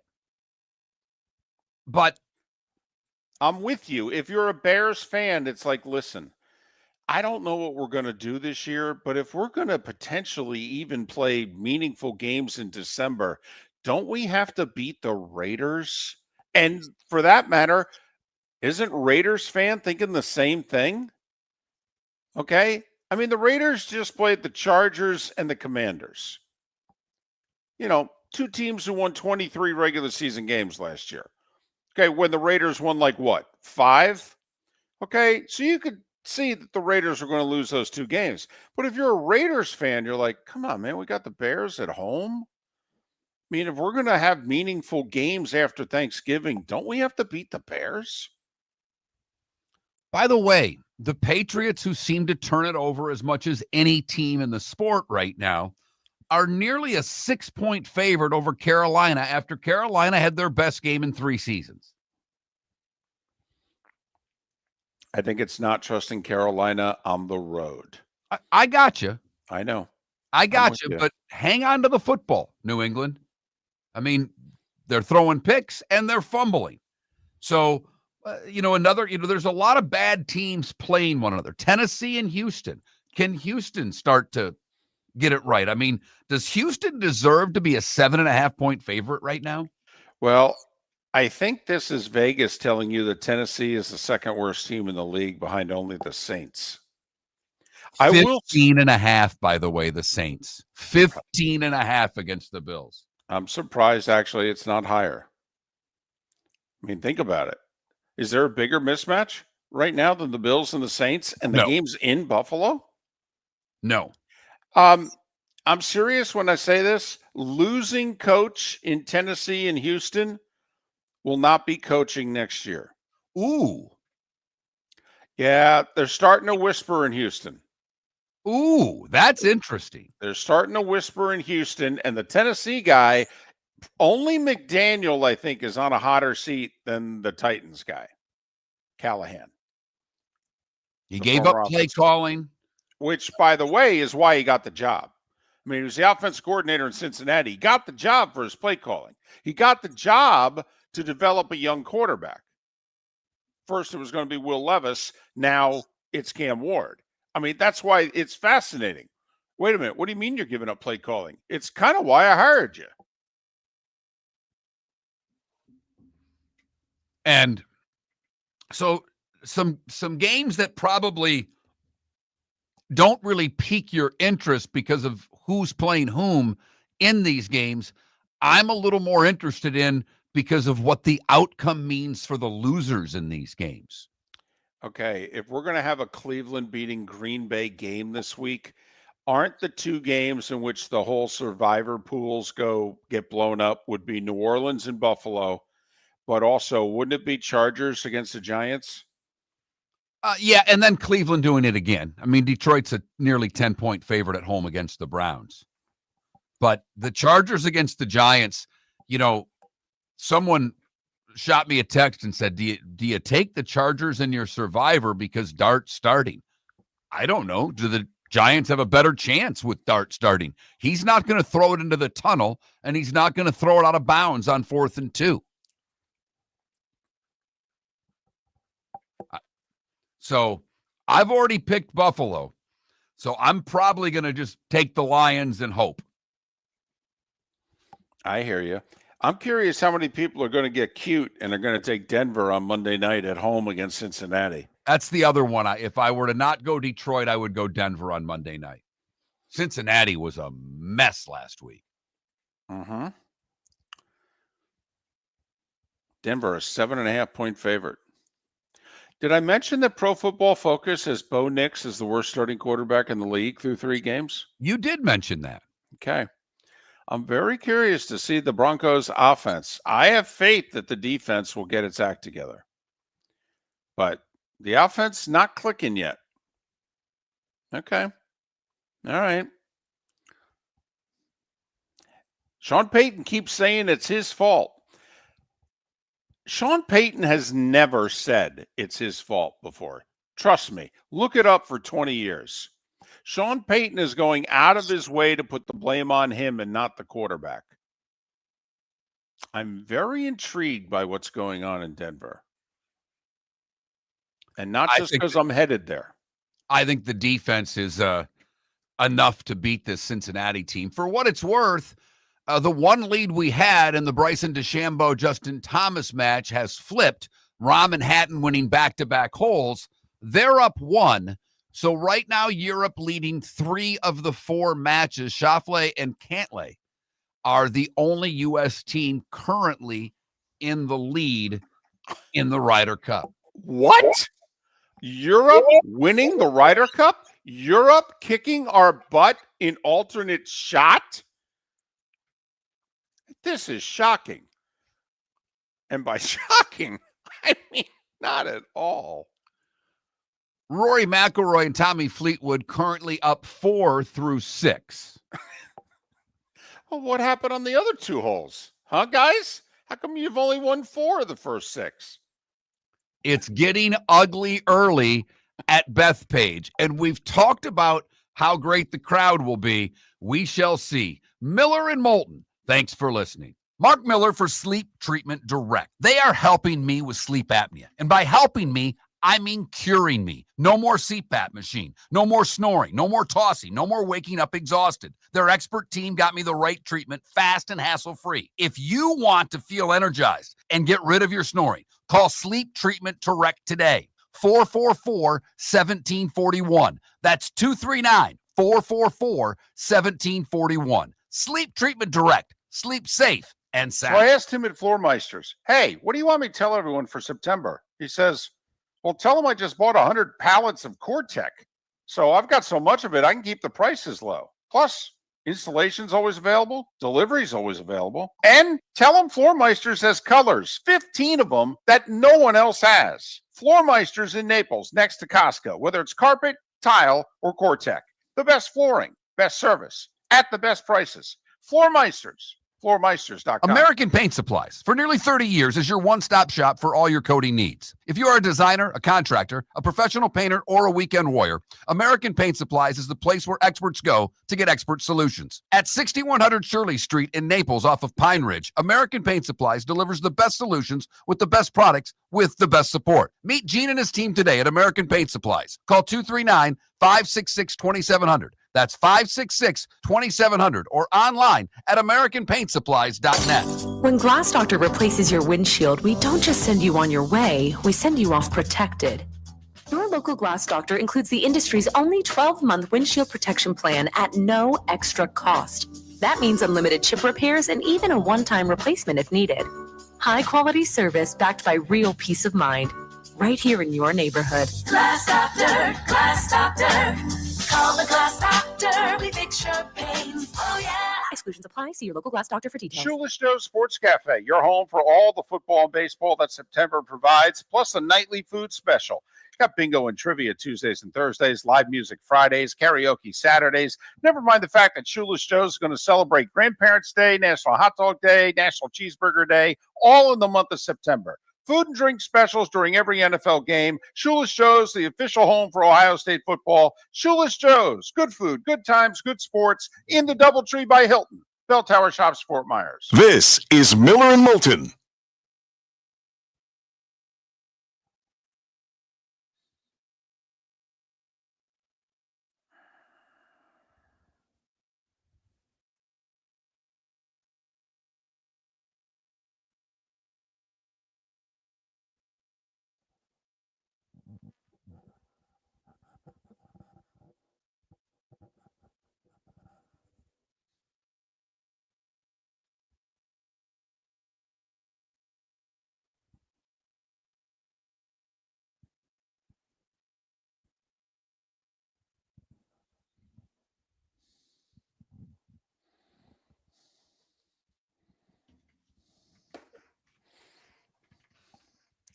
I'm not distraught or anything. I just blew through the first 30 seconds of that break.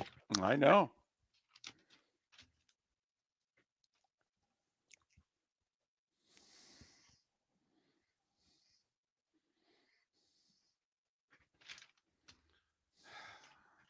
Holy cow. We suck.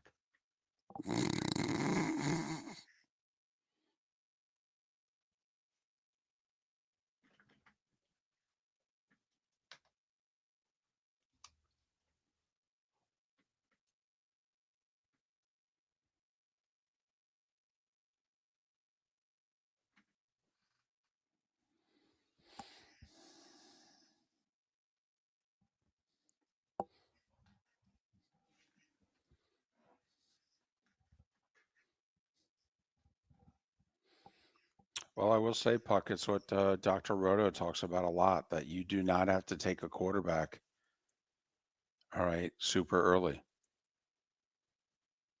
He takes quarterbacks. When does he start with quarterbacks? Like round 7? Yeah.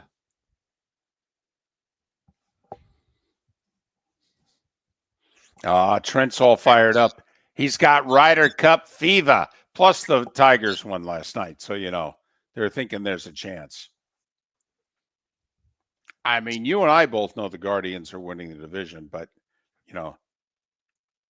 Mr. Optimism over there.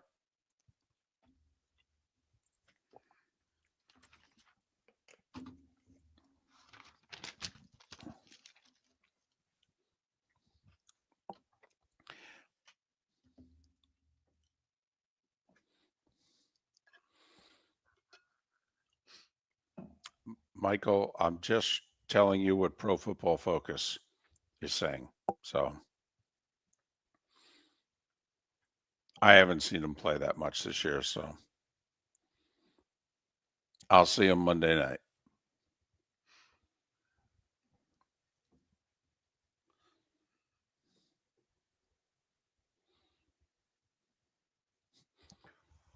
Guys, remember, this is alternate shot. We don't do this well. Don't make any big conclusions based on how we look in alternate shot. Saying that as much for my good friend and co-host as I am any of you in the chat room. And I am loving this. I don't know who this is. Brent, it's Dan Walken reposted it. USA getting boat raced. Euros putting their brains out. TV coverage is bad. Feldo just saying random things. We've never been so back.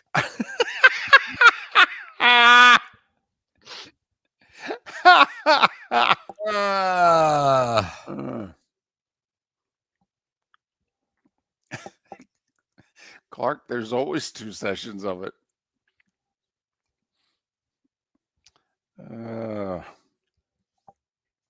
Just seen this coming.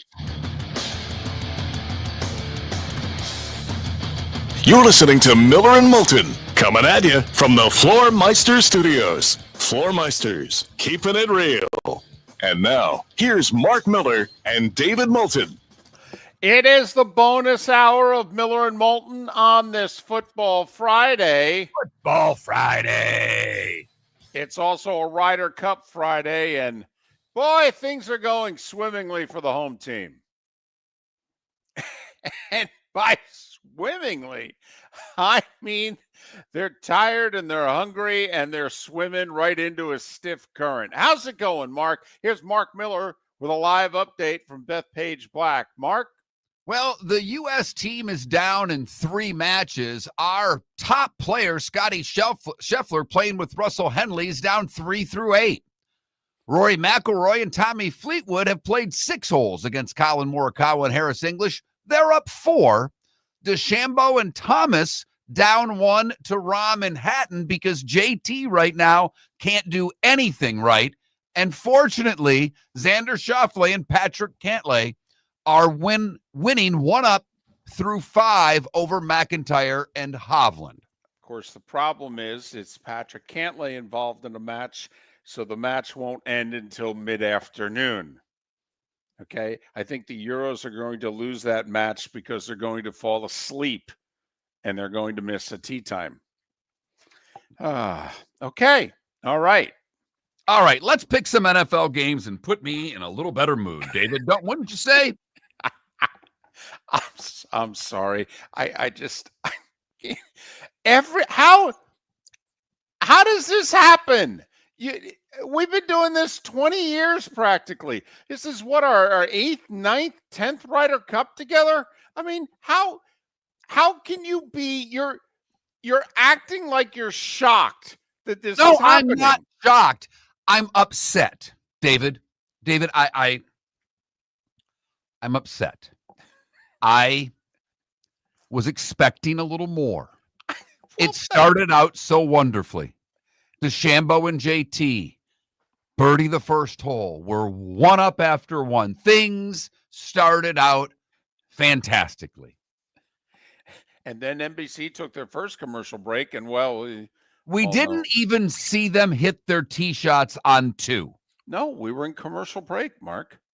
Or a 3 shot of Noah Begay Jr. and Nick Faldo. Let's pick some games.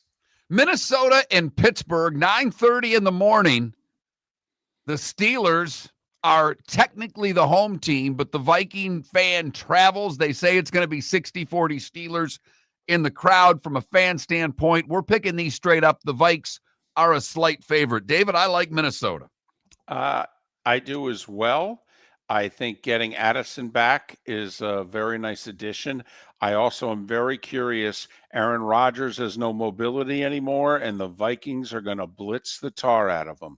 I'll be very curious. Can he and they make the Vikings pay? My money's on no until proven otherwise. Use the tight ends, Pittsburgh. Yeah, they're going to need to. The other side of this is, can Pittsburgh's defense stop anybody? I mean, New England didn't score last week, but that wasn't because I know the Pittsburgh defense may be forced to fumble, and they got turnovers. I get it. But they've not had a great defensive effort. Look, I know we're both picking Buffalo. Would you lay the 15.5? Yes, I would. I think I would too. Houston, another game, they're a huge favorite. 7.5 against Tennessee. I like Houston at home. Tennessee hasn't proven anything with their young quarterback yet. If they do in this game, boy, oh boy, is it going to get ugly in Houston. Oh, no, I think D'Amico Ryans will be on the hot seat. There was a story written after the first game this year. Do we have a D'Amico problem? Think about that. They just won the division in back-to-back years and won playoff games in back-to-back years. They lose week 1. And the story is, do we have a D'Amico problem? Yeah, Houston should win. I am curious, though. Tennessee changed play callers. How does that work this week? I think ultimately Tennessee's protection against Houston's D-line will cost them the game. Cleveland at Detroit. Detroit nearly a 10-point favorite. I wouldn't lay the points. I think this game's going to be a touchdown game, but I'll take the Lions at home. Ditto. Washington at Atlanta. Atlanta was a mess last week. Can the Falcons rebound at home against the Commanders? I expect Daniels to play. I'm very concerned about the dynamic in Atlanta. I actually think this is the regime for Raheem Morris. Seriously, because I think he'll pull the plug quickly if this doesn't work this year. This is a huge game. This also, Mark, if Atlanta loses this game, you might be able to put in X next to the Tampa Bay Buccaneers as NFC South champions. I like Washington in this game. No McLaurin, but I don't know what's going on. I'm still just baffled. We fired the wide receiver coach. Why? Philadelphia at Tampa Bay. The Bucs have had the Eagles' number. Wirfs is back. Evans is out. Godwin may play. I don't think he will. I think it's Philly's time to finally beat Tampa Bay. Give me the Eagles. I'm going with the Bucs until proven otherwise. I think they get Wirfs back at exactly the right time. They move Barton in the middle. All right. And I think for Philly to win, they're going to have to win throwing the ball. I am worried Saquon hasn't had a breakout game yet, though. Carolina at New England. I'll take the Patriots at home. I don't think Carolina can win 2 in a row. That's my only reason. Okay. I'll go. Sure. I will say, if you go back, like, I didn't think there'd be a carryover the fourth quarter in Arizona for Carolina. Remember, they had a really good quarter and nearly stole that game if they're being down 3 scores. Well, they had a carryover. I mean, their last 5 quarters, I think they've outscored 2 NFL teams like 48-0. It's a great point, David. Chargers at the Giants. Jackson Dart in his debut. I don't like his chances. I think the Giants will play better. I think the Chargers will win. Jacksonville at San Francisco. We have liked what Liam Cohen has done. Their defense has been excellent. This is a step up in class, I think, but I don't know how good the Niners offense is. You brought it up earlier. They can't get to 20. If that's the case, David, I'm calling for the upset. Duval. Wow. Listen, I think the Bosa loss is huge as well. But really? Really? They couldn't win at Cincinnati? You think they're going to win at San Francisco? I'll take the Niners. Indianapolis at the Rams. Excited to watch this game. Should be a really good game. But, talking about a step up in class and the way the Rams lost last week, they're going to be angry. They're not going to have this happen 2 weeks in a row. Give me the Rams at home. Do you know the Colts have punted once all year? That defensive front for the Rams, I think this is where life gets a little different and why ultimately, like Danny Dimes, I think has at least one turnover because I think the Rams up front end up winning this game. Chicago at Vegas. This, to me, is a really big game for the Bears. We talked about it last segment. Can the Bears go on the road? Can Caleb Williams go on the road and win a game? I don't think so. I think Vegas is going to play defensively well and give Williams a lot of problems. I'm going to take the home team. Give me the Raiders. Raiders can't score. They haven't gotten Genty involved with the offense. Gino does not look like the guy who was in Seattle. And it's not working. Mark, I don't know if the Raiders are going to score enough to beat the Bears. Close one. I'll take Chicago on the road. Baltimore at Kansas City. I took Baltimore and laid the points. I obviously think they're going to win outright. A lot of people are against me on this one, but I'm going to take the road team. I'll take Lamar, who has struggled against Kansas City. I just don't think the Kansas City offense can score enough to beat Baltimore. Give me the Ravens. Can't disagree with anything you've said. I'm going to take the Chiefs. However, because if I'm taking the Bucs to beat the Eagles, because Todd Bowles has won 4 of 5 against Jalen Hurts in Philly, and Tampa matches up really well against Philly, don't I have to take the Chiefs against the Ravens because Kansas City always wins close games against Baltimore? David laid the points with the Packers against Dallas, so he's taking Green Bay, and Dallas's defense is terrible. This is a game where Love will look terrific because right now everybody looks terrific against Dallas. Monday night, the Jets and the Dolphins. Go. I wish Tyrod Taylor was playing. I have a feeling it's going to be Justin Fields. But, Mark, I'm taking the Jets. I think the Dolphins implode Monday night. I think it ends up being a 60-40 New York crowd, to be honest with you. All right. I don't know if Monday Night Football has done a game in recent memory with as many empty seats as they'll have Monday night. Give me the Jets. If you want to go, wait till closer to kick. You can probably get really good seats for about $50. David, I'm with you. The Dolphins haven't proven anything. Give me the Jets. And finally, Denver's hosting Cincinnati. Cincinnati has been terrible this year. Denver has not been good. The offense has struggled. The defense has struggled. But I'm going to take Denver at home. Have to think both will play better. Also, it's a big game for Denver. I mean, can't fall 1-3 in the AFC, can you? And one of the teams, the Chiefs or the Ravens, is going to. Yeah, I'd be very surprised if Denver doesn't win. Also very disappointed if the offense doesn't look good. I am up one game straight up on David. We differ on 4 games this week. I've got Philadelphia. David has Tampa Bay. I have Jacksonville. David has San Francisco. David with the Bears. I've got the Raiders. And I have Baltimore. And David has the Chiefs. So that's our look at the NFL. Just picking winners.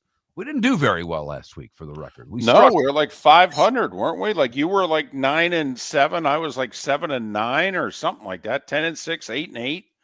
Yeah. No good. Kind of like the way the Americans are playing golf right now.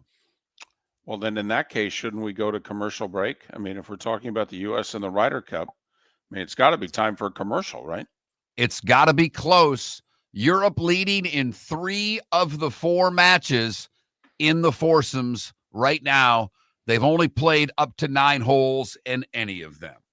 The good, the bad, and the ugly. Today was the day when and what's on tap. That's 25 minutes away right here on Miller and Moulton. Your roof is your home's first line of defense. At Pelican Roofing of Florida, Ronnie John and their team bring years of experience to protect what matters most, your family and your business. From residential repairs to large-scale commercial roofing, we deliver honest work, fair pricing, and quality you can trust. An upgrade on your roof can lower your insurance costs. Don't wait for a leak to turn into a disaster. Call the experts at Pelican Roofing today. 1-866-9-PELICAN. That's 1-866-9-PELICAN. Online at pelicanroofingcompany.com. CCC 1332512. So I asked him at Floormeisters, hey, what do you want me to tell everyone for September? He says, well, tell them I just bought 100 pallets of Core-Tech. So I've got so much of it, I can keep the prices low. Plus, installation's always available. Delivery's always available. And tell them Floormeisters has colors, 15 of them that no one else has. Floormeisters in Naples, next to Costco, whether it's carpet, tile, or Core-Tech. The best flooring, best service, at the best prices. Floormeisters, floormeisters.com. American Paint Supplies, for nearly 30 years, is your one-stop shop for all your coating needs. If you are a designer, a contractor, a professional painter, or a weekend warrior, American Paint Supplies is the place where experts go to get expert solutions. At 6100 Shirley Street in Naples off of Pine Ridge, American Paint Supplies delivers the best solutions with the best products with the best support. Meet Gene and his team today at American Paint Supplies. Call 239-566-2700. That's 566-2700 or online at AmericanPaintSupplies.net. Think we only fix windows? Think again. Your local Glass Doctor Home and Business does so much more to upgrade your home. We custom build stunning shower and bath enclosures, install sleek glass doors and windows, and can bring fresh life to foggy or cracked panes. Need a glass tabletop or a statement mirror? Yep, we do that too. If it's glass and it's in your home, we're the team to call. Call the Glass Doctor, we fix your pains. Oh yeah. This is Miller and Moulton.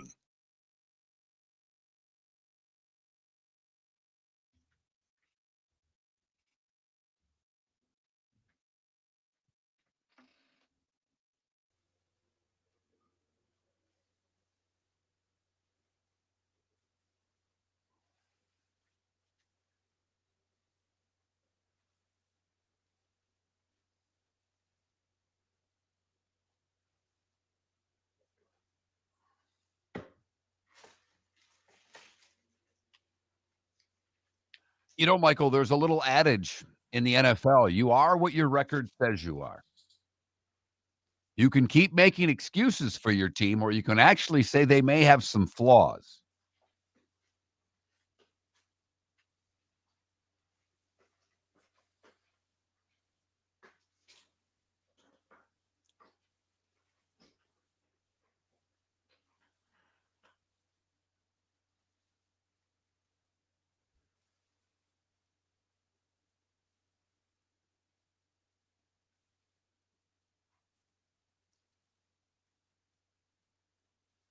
Yeah, the defense has looked great so far, hasn't it?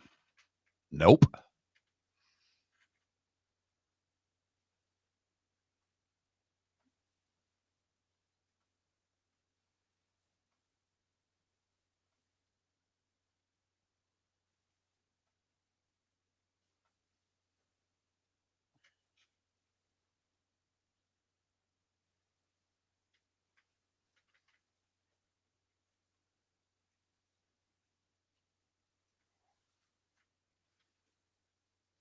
You should win 4 of your next 5. You should. Cincinnati, the Jets, the Giants, and Dallas, even if you lose at Philadelphia.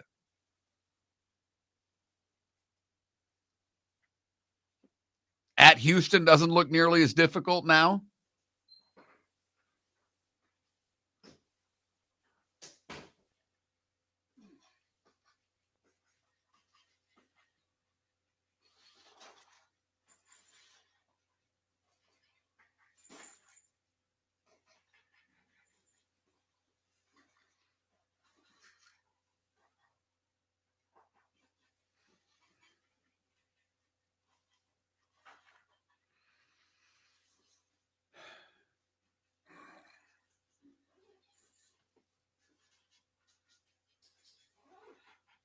Yeah, they should be. I mean, if they're not 5-3, then something's gone horribly wrong. Really and truly.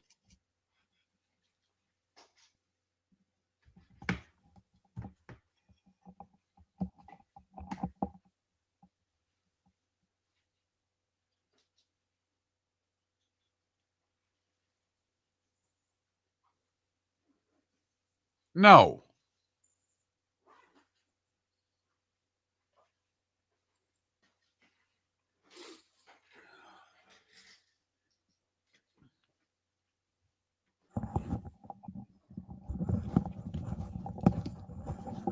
You're not going to believe this, David, but Oberg, while we were away, rolled in about a 22 footer for birdie, and then Rory made about an 8-footer for birdie.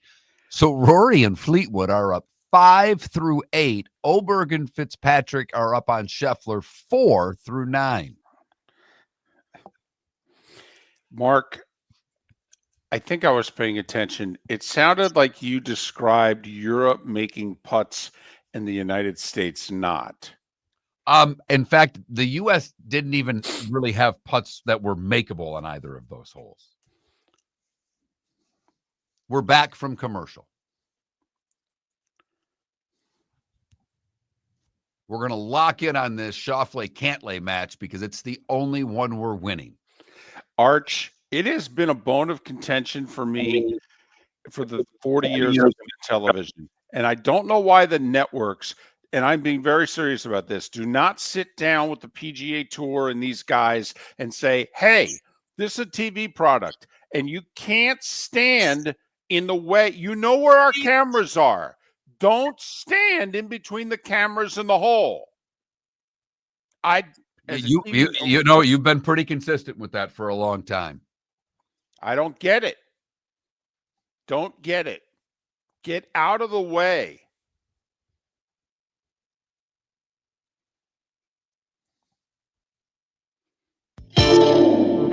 Welcome to the bonus hour, brought to you by Jason and Todd at the Diamond District. And now, here's Mark Miller and David Moulton. 21 minutes at the hour. Miller and Moulton, millerandmoulton.com, Miller_Moulton on X. Our poll question, got a lot going on this week. It's a great sports weekend. Terrific college football Saturday. For Noles fans, it starts tonight. Florida State trying to remain unbeaten. ACC action at Virginia. NFL marquee games in 4 different time slots on Sunday. 9:30 a.m. Eastern. 1, 4:25, 8:30. Never mind a doubleheader on Monday night. It's a final weekend of the baseball regular season. We got 2 divisions that are tied, for goodness sakes. And we've got the Ryder Cup. What is it that interests you the most, that you're most excited for? College football has caught the Ryder Cup on our poll question, maybe because the U.S. team's getting blown out in 2 matches, winning 1 by 1 right now, losing 1 by 1. I'm sorry. I'm not laughing at the U.S. losing.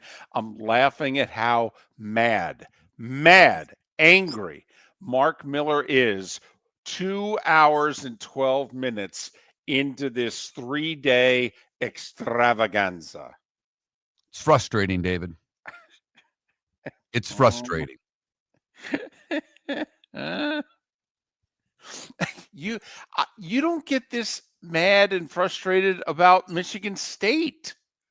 No. This Nope. really does it for you. Yeah.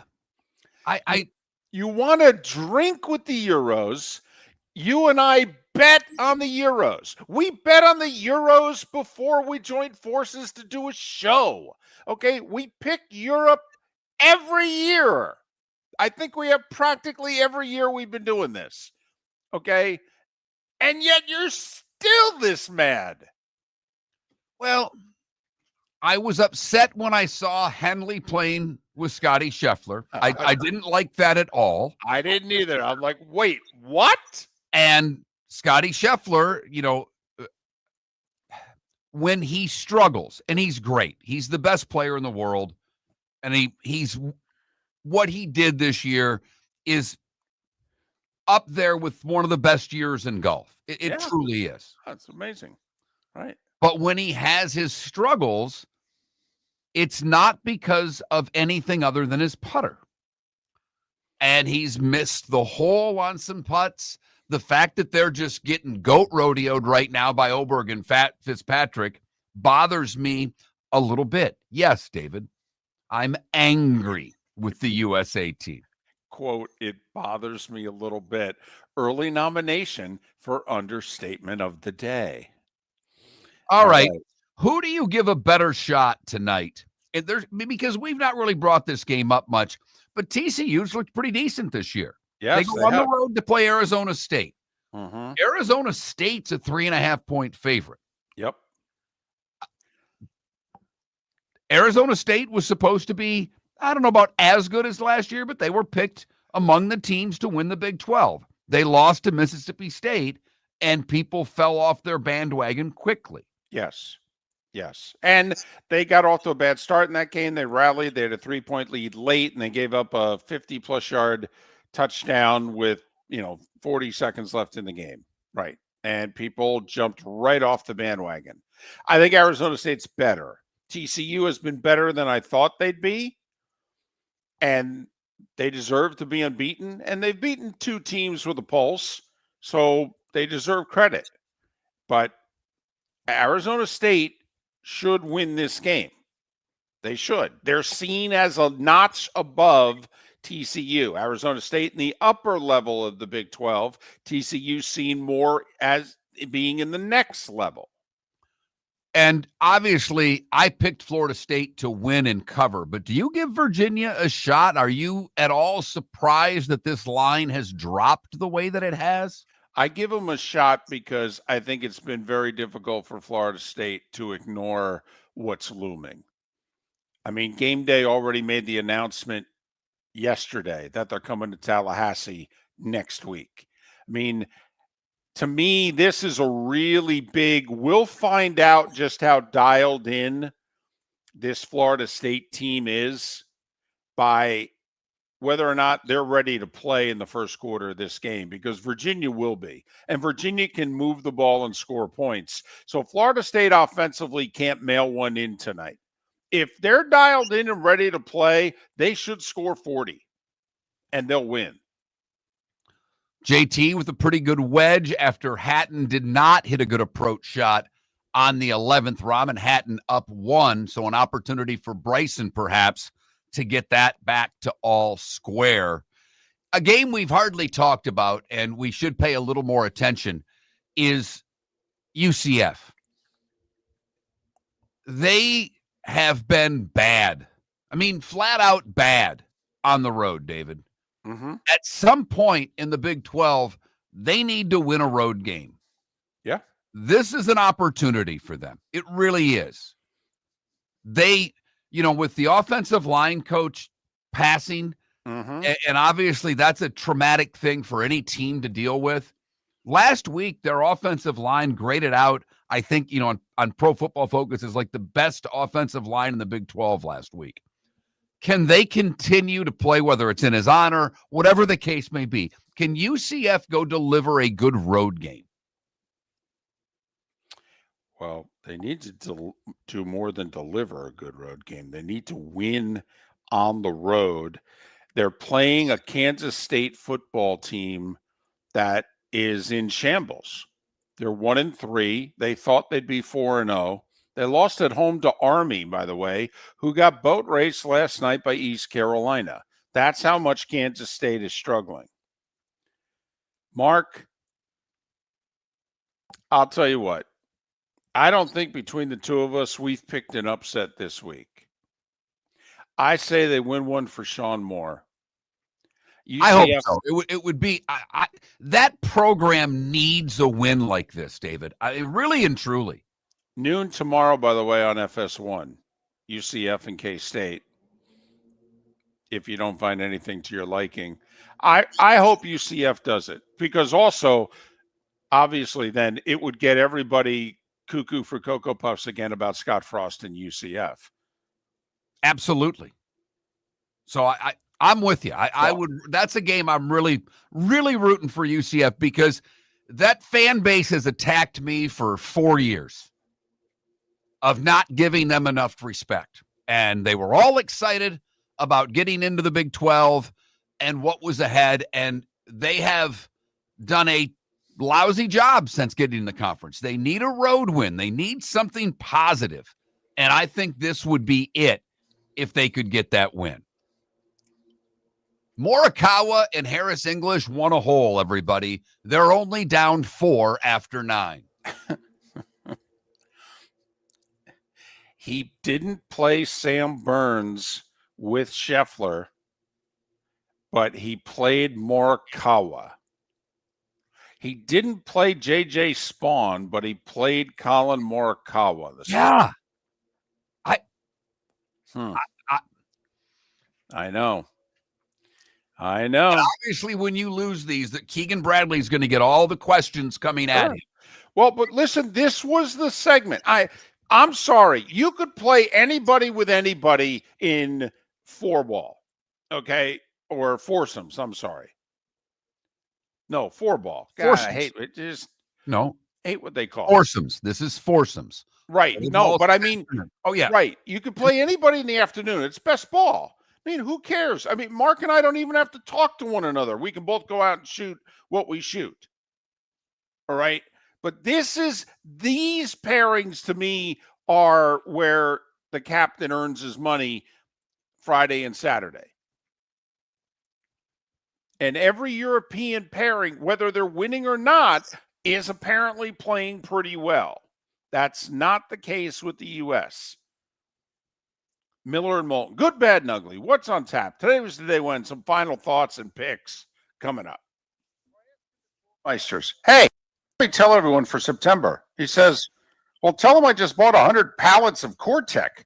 So I've got so much of it, I can keep the prices low. Plus, installation's always available. Delivery's always available. And tell them Floormeisters has colors, 15 of them that no one else has. Floormeisters in Naples, next to Costco, whether it's carpet, tile, or Core-Tech.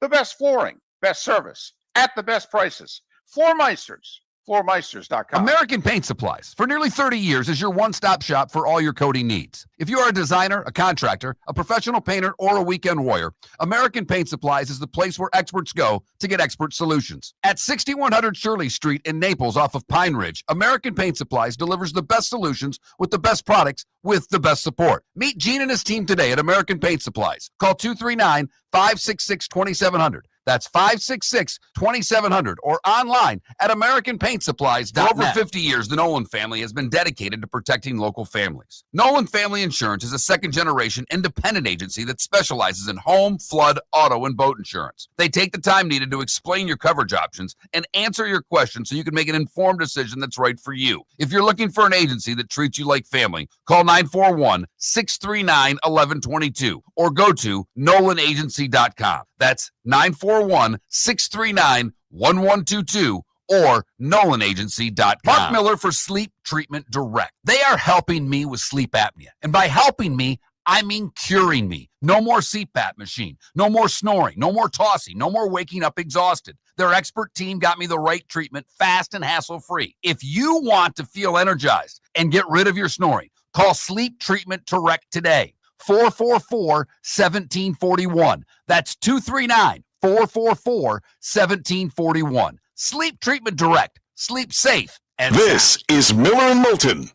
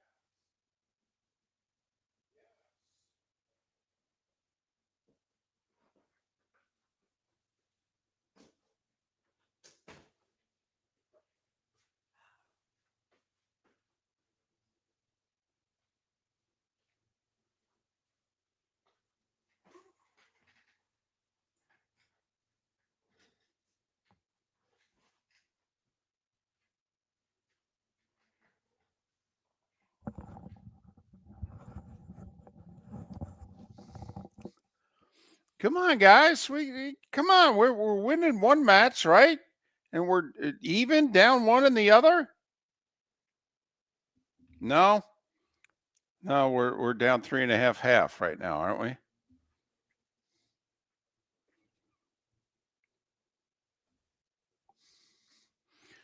So we're not winning any matches right now, are we? What?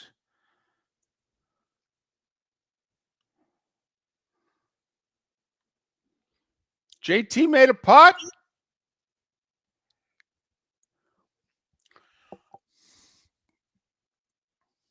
There we go. Now we're talking.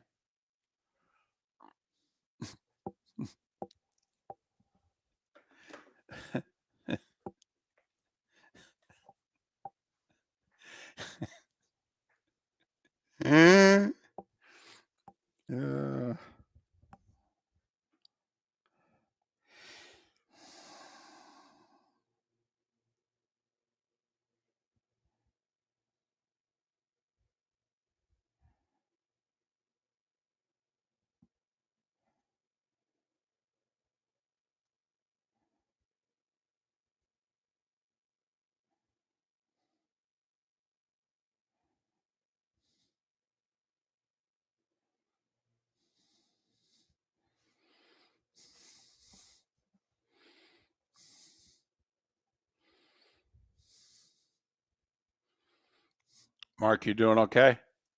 Yeah.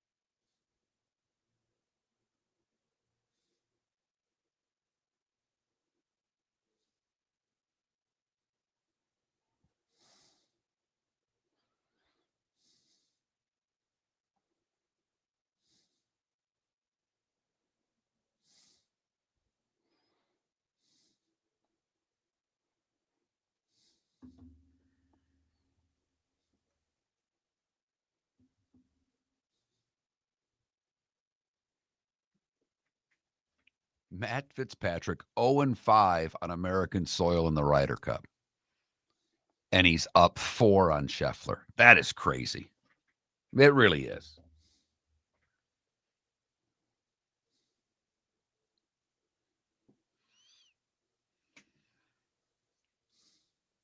So did DeChambeau and JT tie that match? No, it's Rahm and Hatton are up 1 through 11. Oh, so I guess JT made a putt to have the hole? I honestly didn't see it. I was texting with someone, so I did not see what happened there. So we're not leading in any matches. It's No, we're three- leading the Schauffele match. We're up 1. Oh, okay. 'Cause They're I'm beating looking- McIntyre and Hovland 1 up through 8. Gotcha.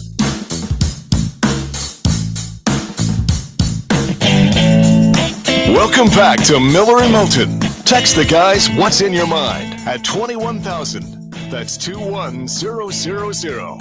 And now, here's David Moulton.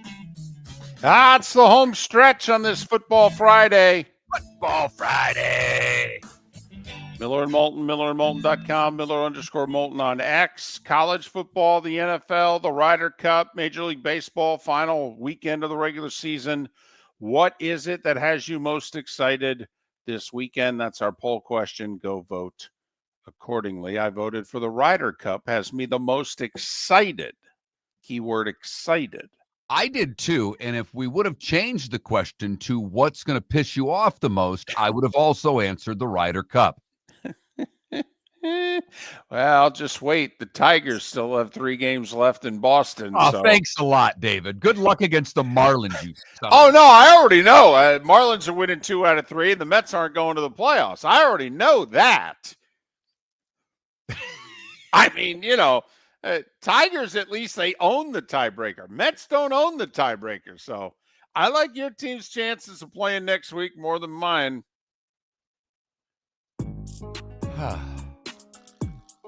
It's that time again, nearing the end, but not quite there yet. Here's Mark Miller with Today Was the Day When. Yeah, whatever. Jefferson appointed first Secretary of State John Jay first U.S. Chief Justice today in 1789. The Queen Mary launched today in 1934. It would be retired in 1967 when it was permanently moored and converted into a hotel in Long Beach, California. Today in 1957, David, this is for you. West Side Story opens on Broadway. It would run for 732 performances. When TV changed elections, by all accounts, began today in 1960, the first of 4 television debates between Nixon and Kennedy. 1961, Roger Maris hits his 60th home run of the year, tying Ruth's record. Some TV premieres. 62, The Beverly Hillbillies. 64, Gilligan's Island. 68, Hawaii Five-0.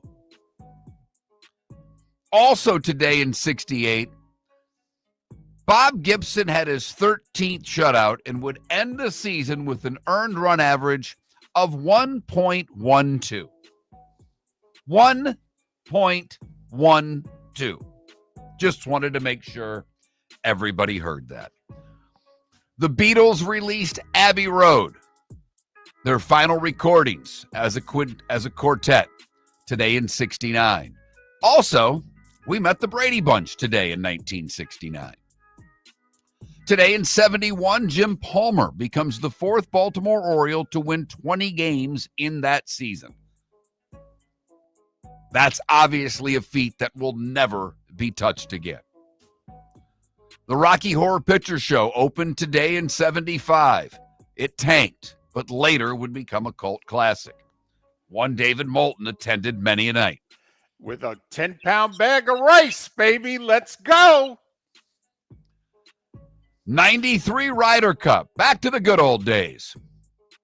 The U.S. beat Europe. Davis Love beating Constantino Rocca on the 18th one-up to secure the victory for the U.S. Is that 93? 93. Last time we won on the road. Yep. 96, Bonds becomes the second to go 40-40. 99, the Ugly Americans won at Brookline. Trailed 10-6 going into the singles. Justin Leonard with that big putt. We went bananas. And the Europeans were not very happy about it. Well, I mean, come on. It was completely out of line. Oh, yeah.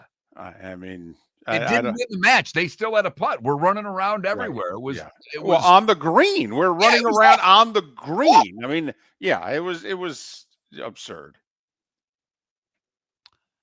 Let's see. 2006, The Departed premiered. That was the Lifetime Achievement Academy Award there for Scorsese when he got Best Picture, when it's not even close to his Best Picture. Well, they gave Paul Newman his Oscar for The Color of Money. Don't get me wrong. I mean, he was good. It was good. It was probably his 7th best performance. Yeah. Yeah. U.S. won the Ryder in 2021 at Whistling Straits, just waxed Europe 19-9. DJ was 5-0. And a year ago, Hurricane Helene made landfall in the Big Bend as a Category 4 storm. T.S. Eliot, George Gershwin, Bill France Sr., Olivia Newton-John, and Craig Hayward would have all celebrated birthdays today. Brian Ferry from Roxy Music is 80 years old today. Linda Hamilton is 69.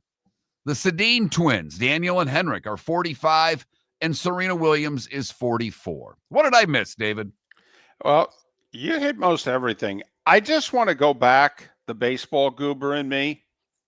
You said today, Gibson, final game and, finished with an ERA of 1.12. In 1968, Bob Gibson started 34 games. He threw 28 complete games. He threw 304 and 2/3 innings. If you times 34 starts by 9 innings, do you know how many innings that is? 306. So in the 6 games he didn't start, a couple of them, okay, he actually pitched 10 innings, by the way. It's like the year that Wilt Chamberlain averaged 48 and a half minutes per game, and there's only 48 minutes in a game. Right. Uh-huh. The next year, by the way, he threw 10 more innings. He didn't throw 304, he threw 314. And he had another 28 complete games. And we can't get a starting pitcher most nights through the 5th inning anymore. Gibson had 7 seasons of 20 or more complete games.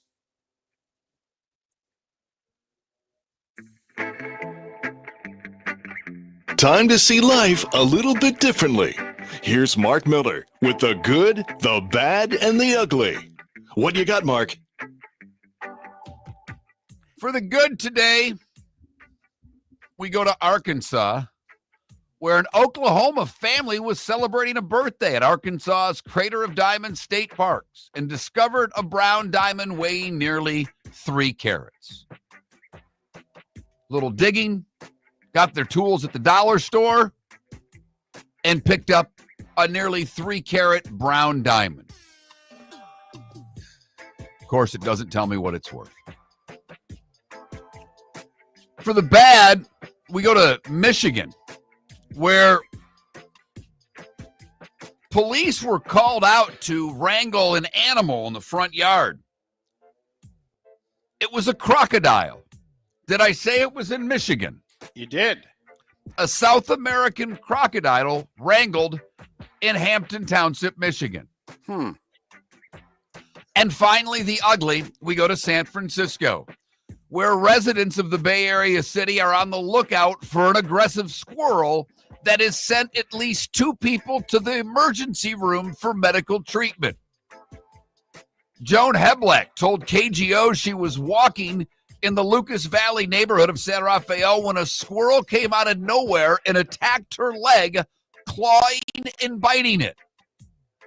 Isabel Campoy was attacked while walking in the same area. The squirrel launched itself from the ground to her face, wound up on her arm, leaving it bloody. And that, David, is the good, the bad, and the ugly on today, Friday, September 26th, here on Miller and Moulton.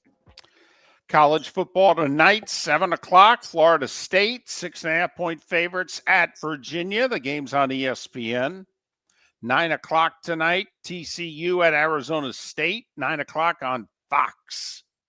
10:30 tonight on the 4-letter network, undefeated Houston at winless Oregon State. Ryder Cup all day today is on USA. USA Network all day today.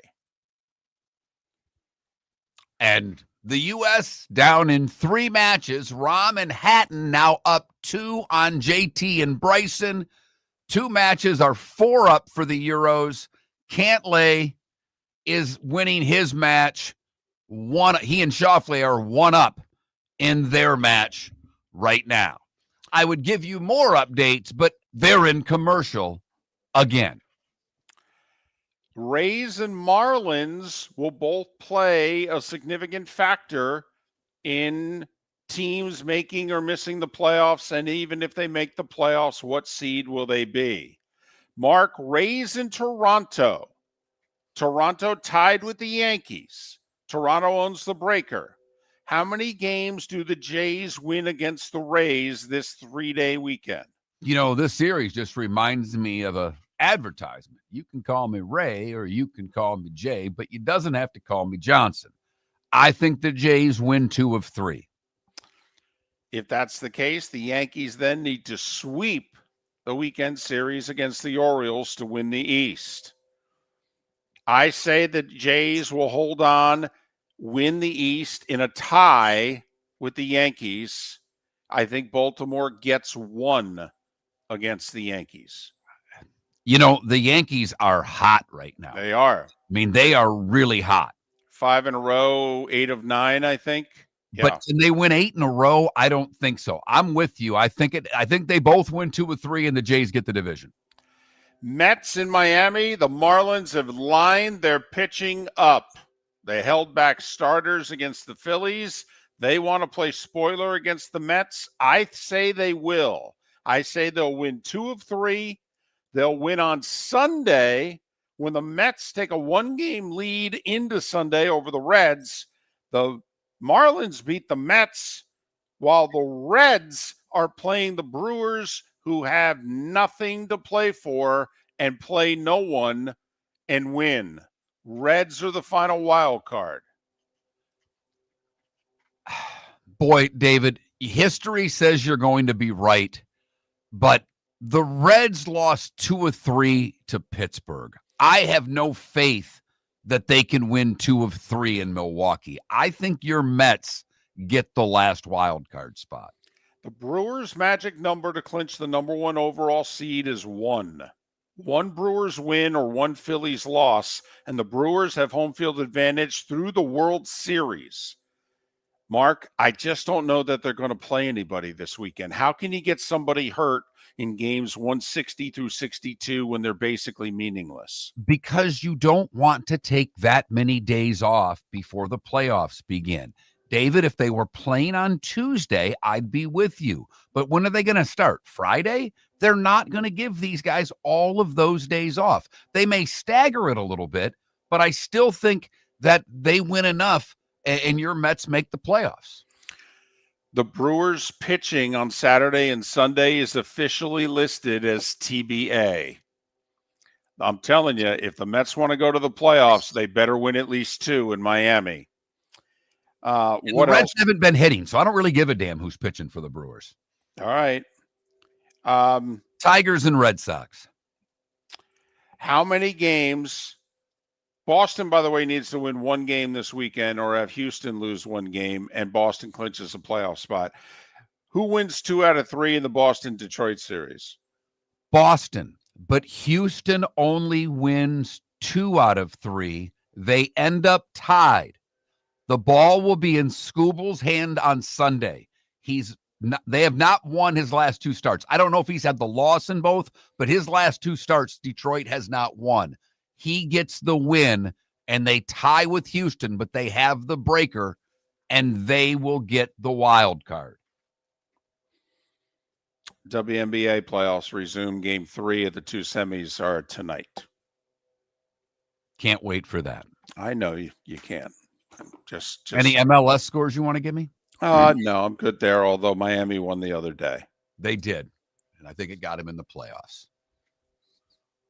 So there you have it. USA Network for the Ryder Cup all day through dinner. All right. What is the score at the end of today? Not after the foursomes match, but after the 2 matches. If everything holds right now, USA would be down 3-1 after the morning session. Are they still down 2 after the afternoon session? Do they close it to 1, 1.5? Or do they take another beating in the afternoon? I say it's 5-3 Europe at the end of today. I'll take it. If I'm the U.S., I'll take it. And I think it will be 8.5 to 7.5 Europe heading into Sunday.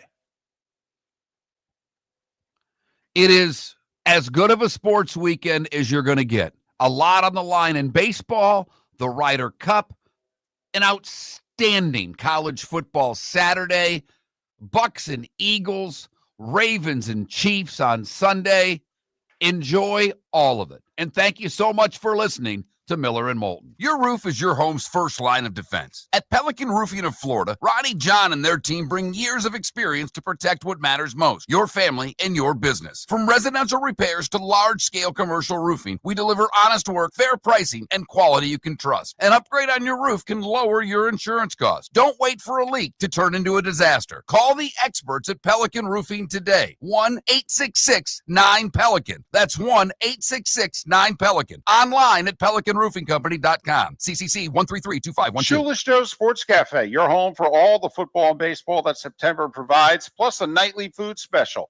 Got bingo and trivia Tuesdays and Thursdays, live music Fridays, karaoke Saturdays. Never mind the fact that Shoeless Joe's is going to celebrate Grandparents' Day, National Hot Dog Day, National Cheeseburger Day, all in the month of September. Food and drink specials during every NFL game. Shoeless Joe's, the official home for Ohio State football. Shoeless Joe's, good food, good times, good sports, in the Doubletree by Hilton. Bell Tower Shops, Fort Myers. American Paint Supplies, for nearly 30 years, is your one-stop shop for all your coating needs. If you are a designer, a contractor, a professional painter, or a weekend warrior, American Paint Supplies is the place where experts go to get expert solutions. At 6100 Shirley Street in Naples off of Pine Ridge, American Paint Supplies delivers the best solutions with the best products with the best support. Meet Gene and his team today at American Paint Supplies. Call 239-566-2700. That's 566-2700 or online at AmericanPaintSupplies.net. So I asked him at Floormeisters, hey, what do you want me to tell everyone for September? He says, well, tell them I just bought 100 pallets of Core-Tech.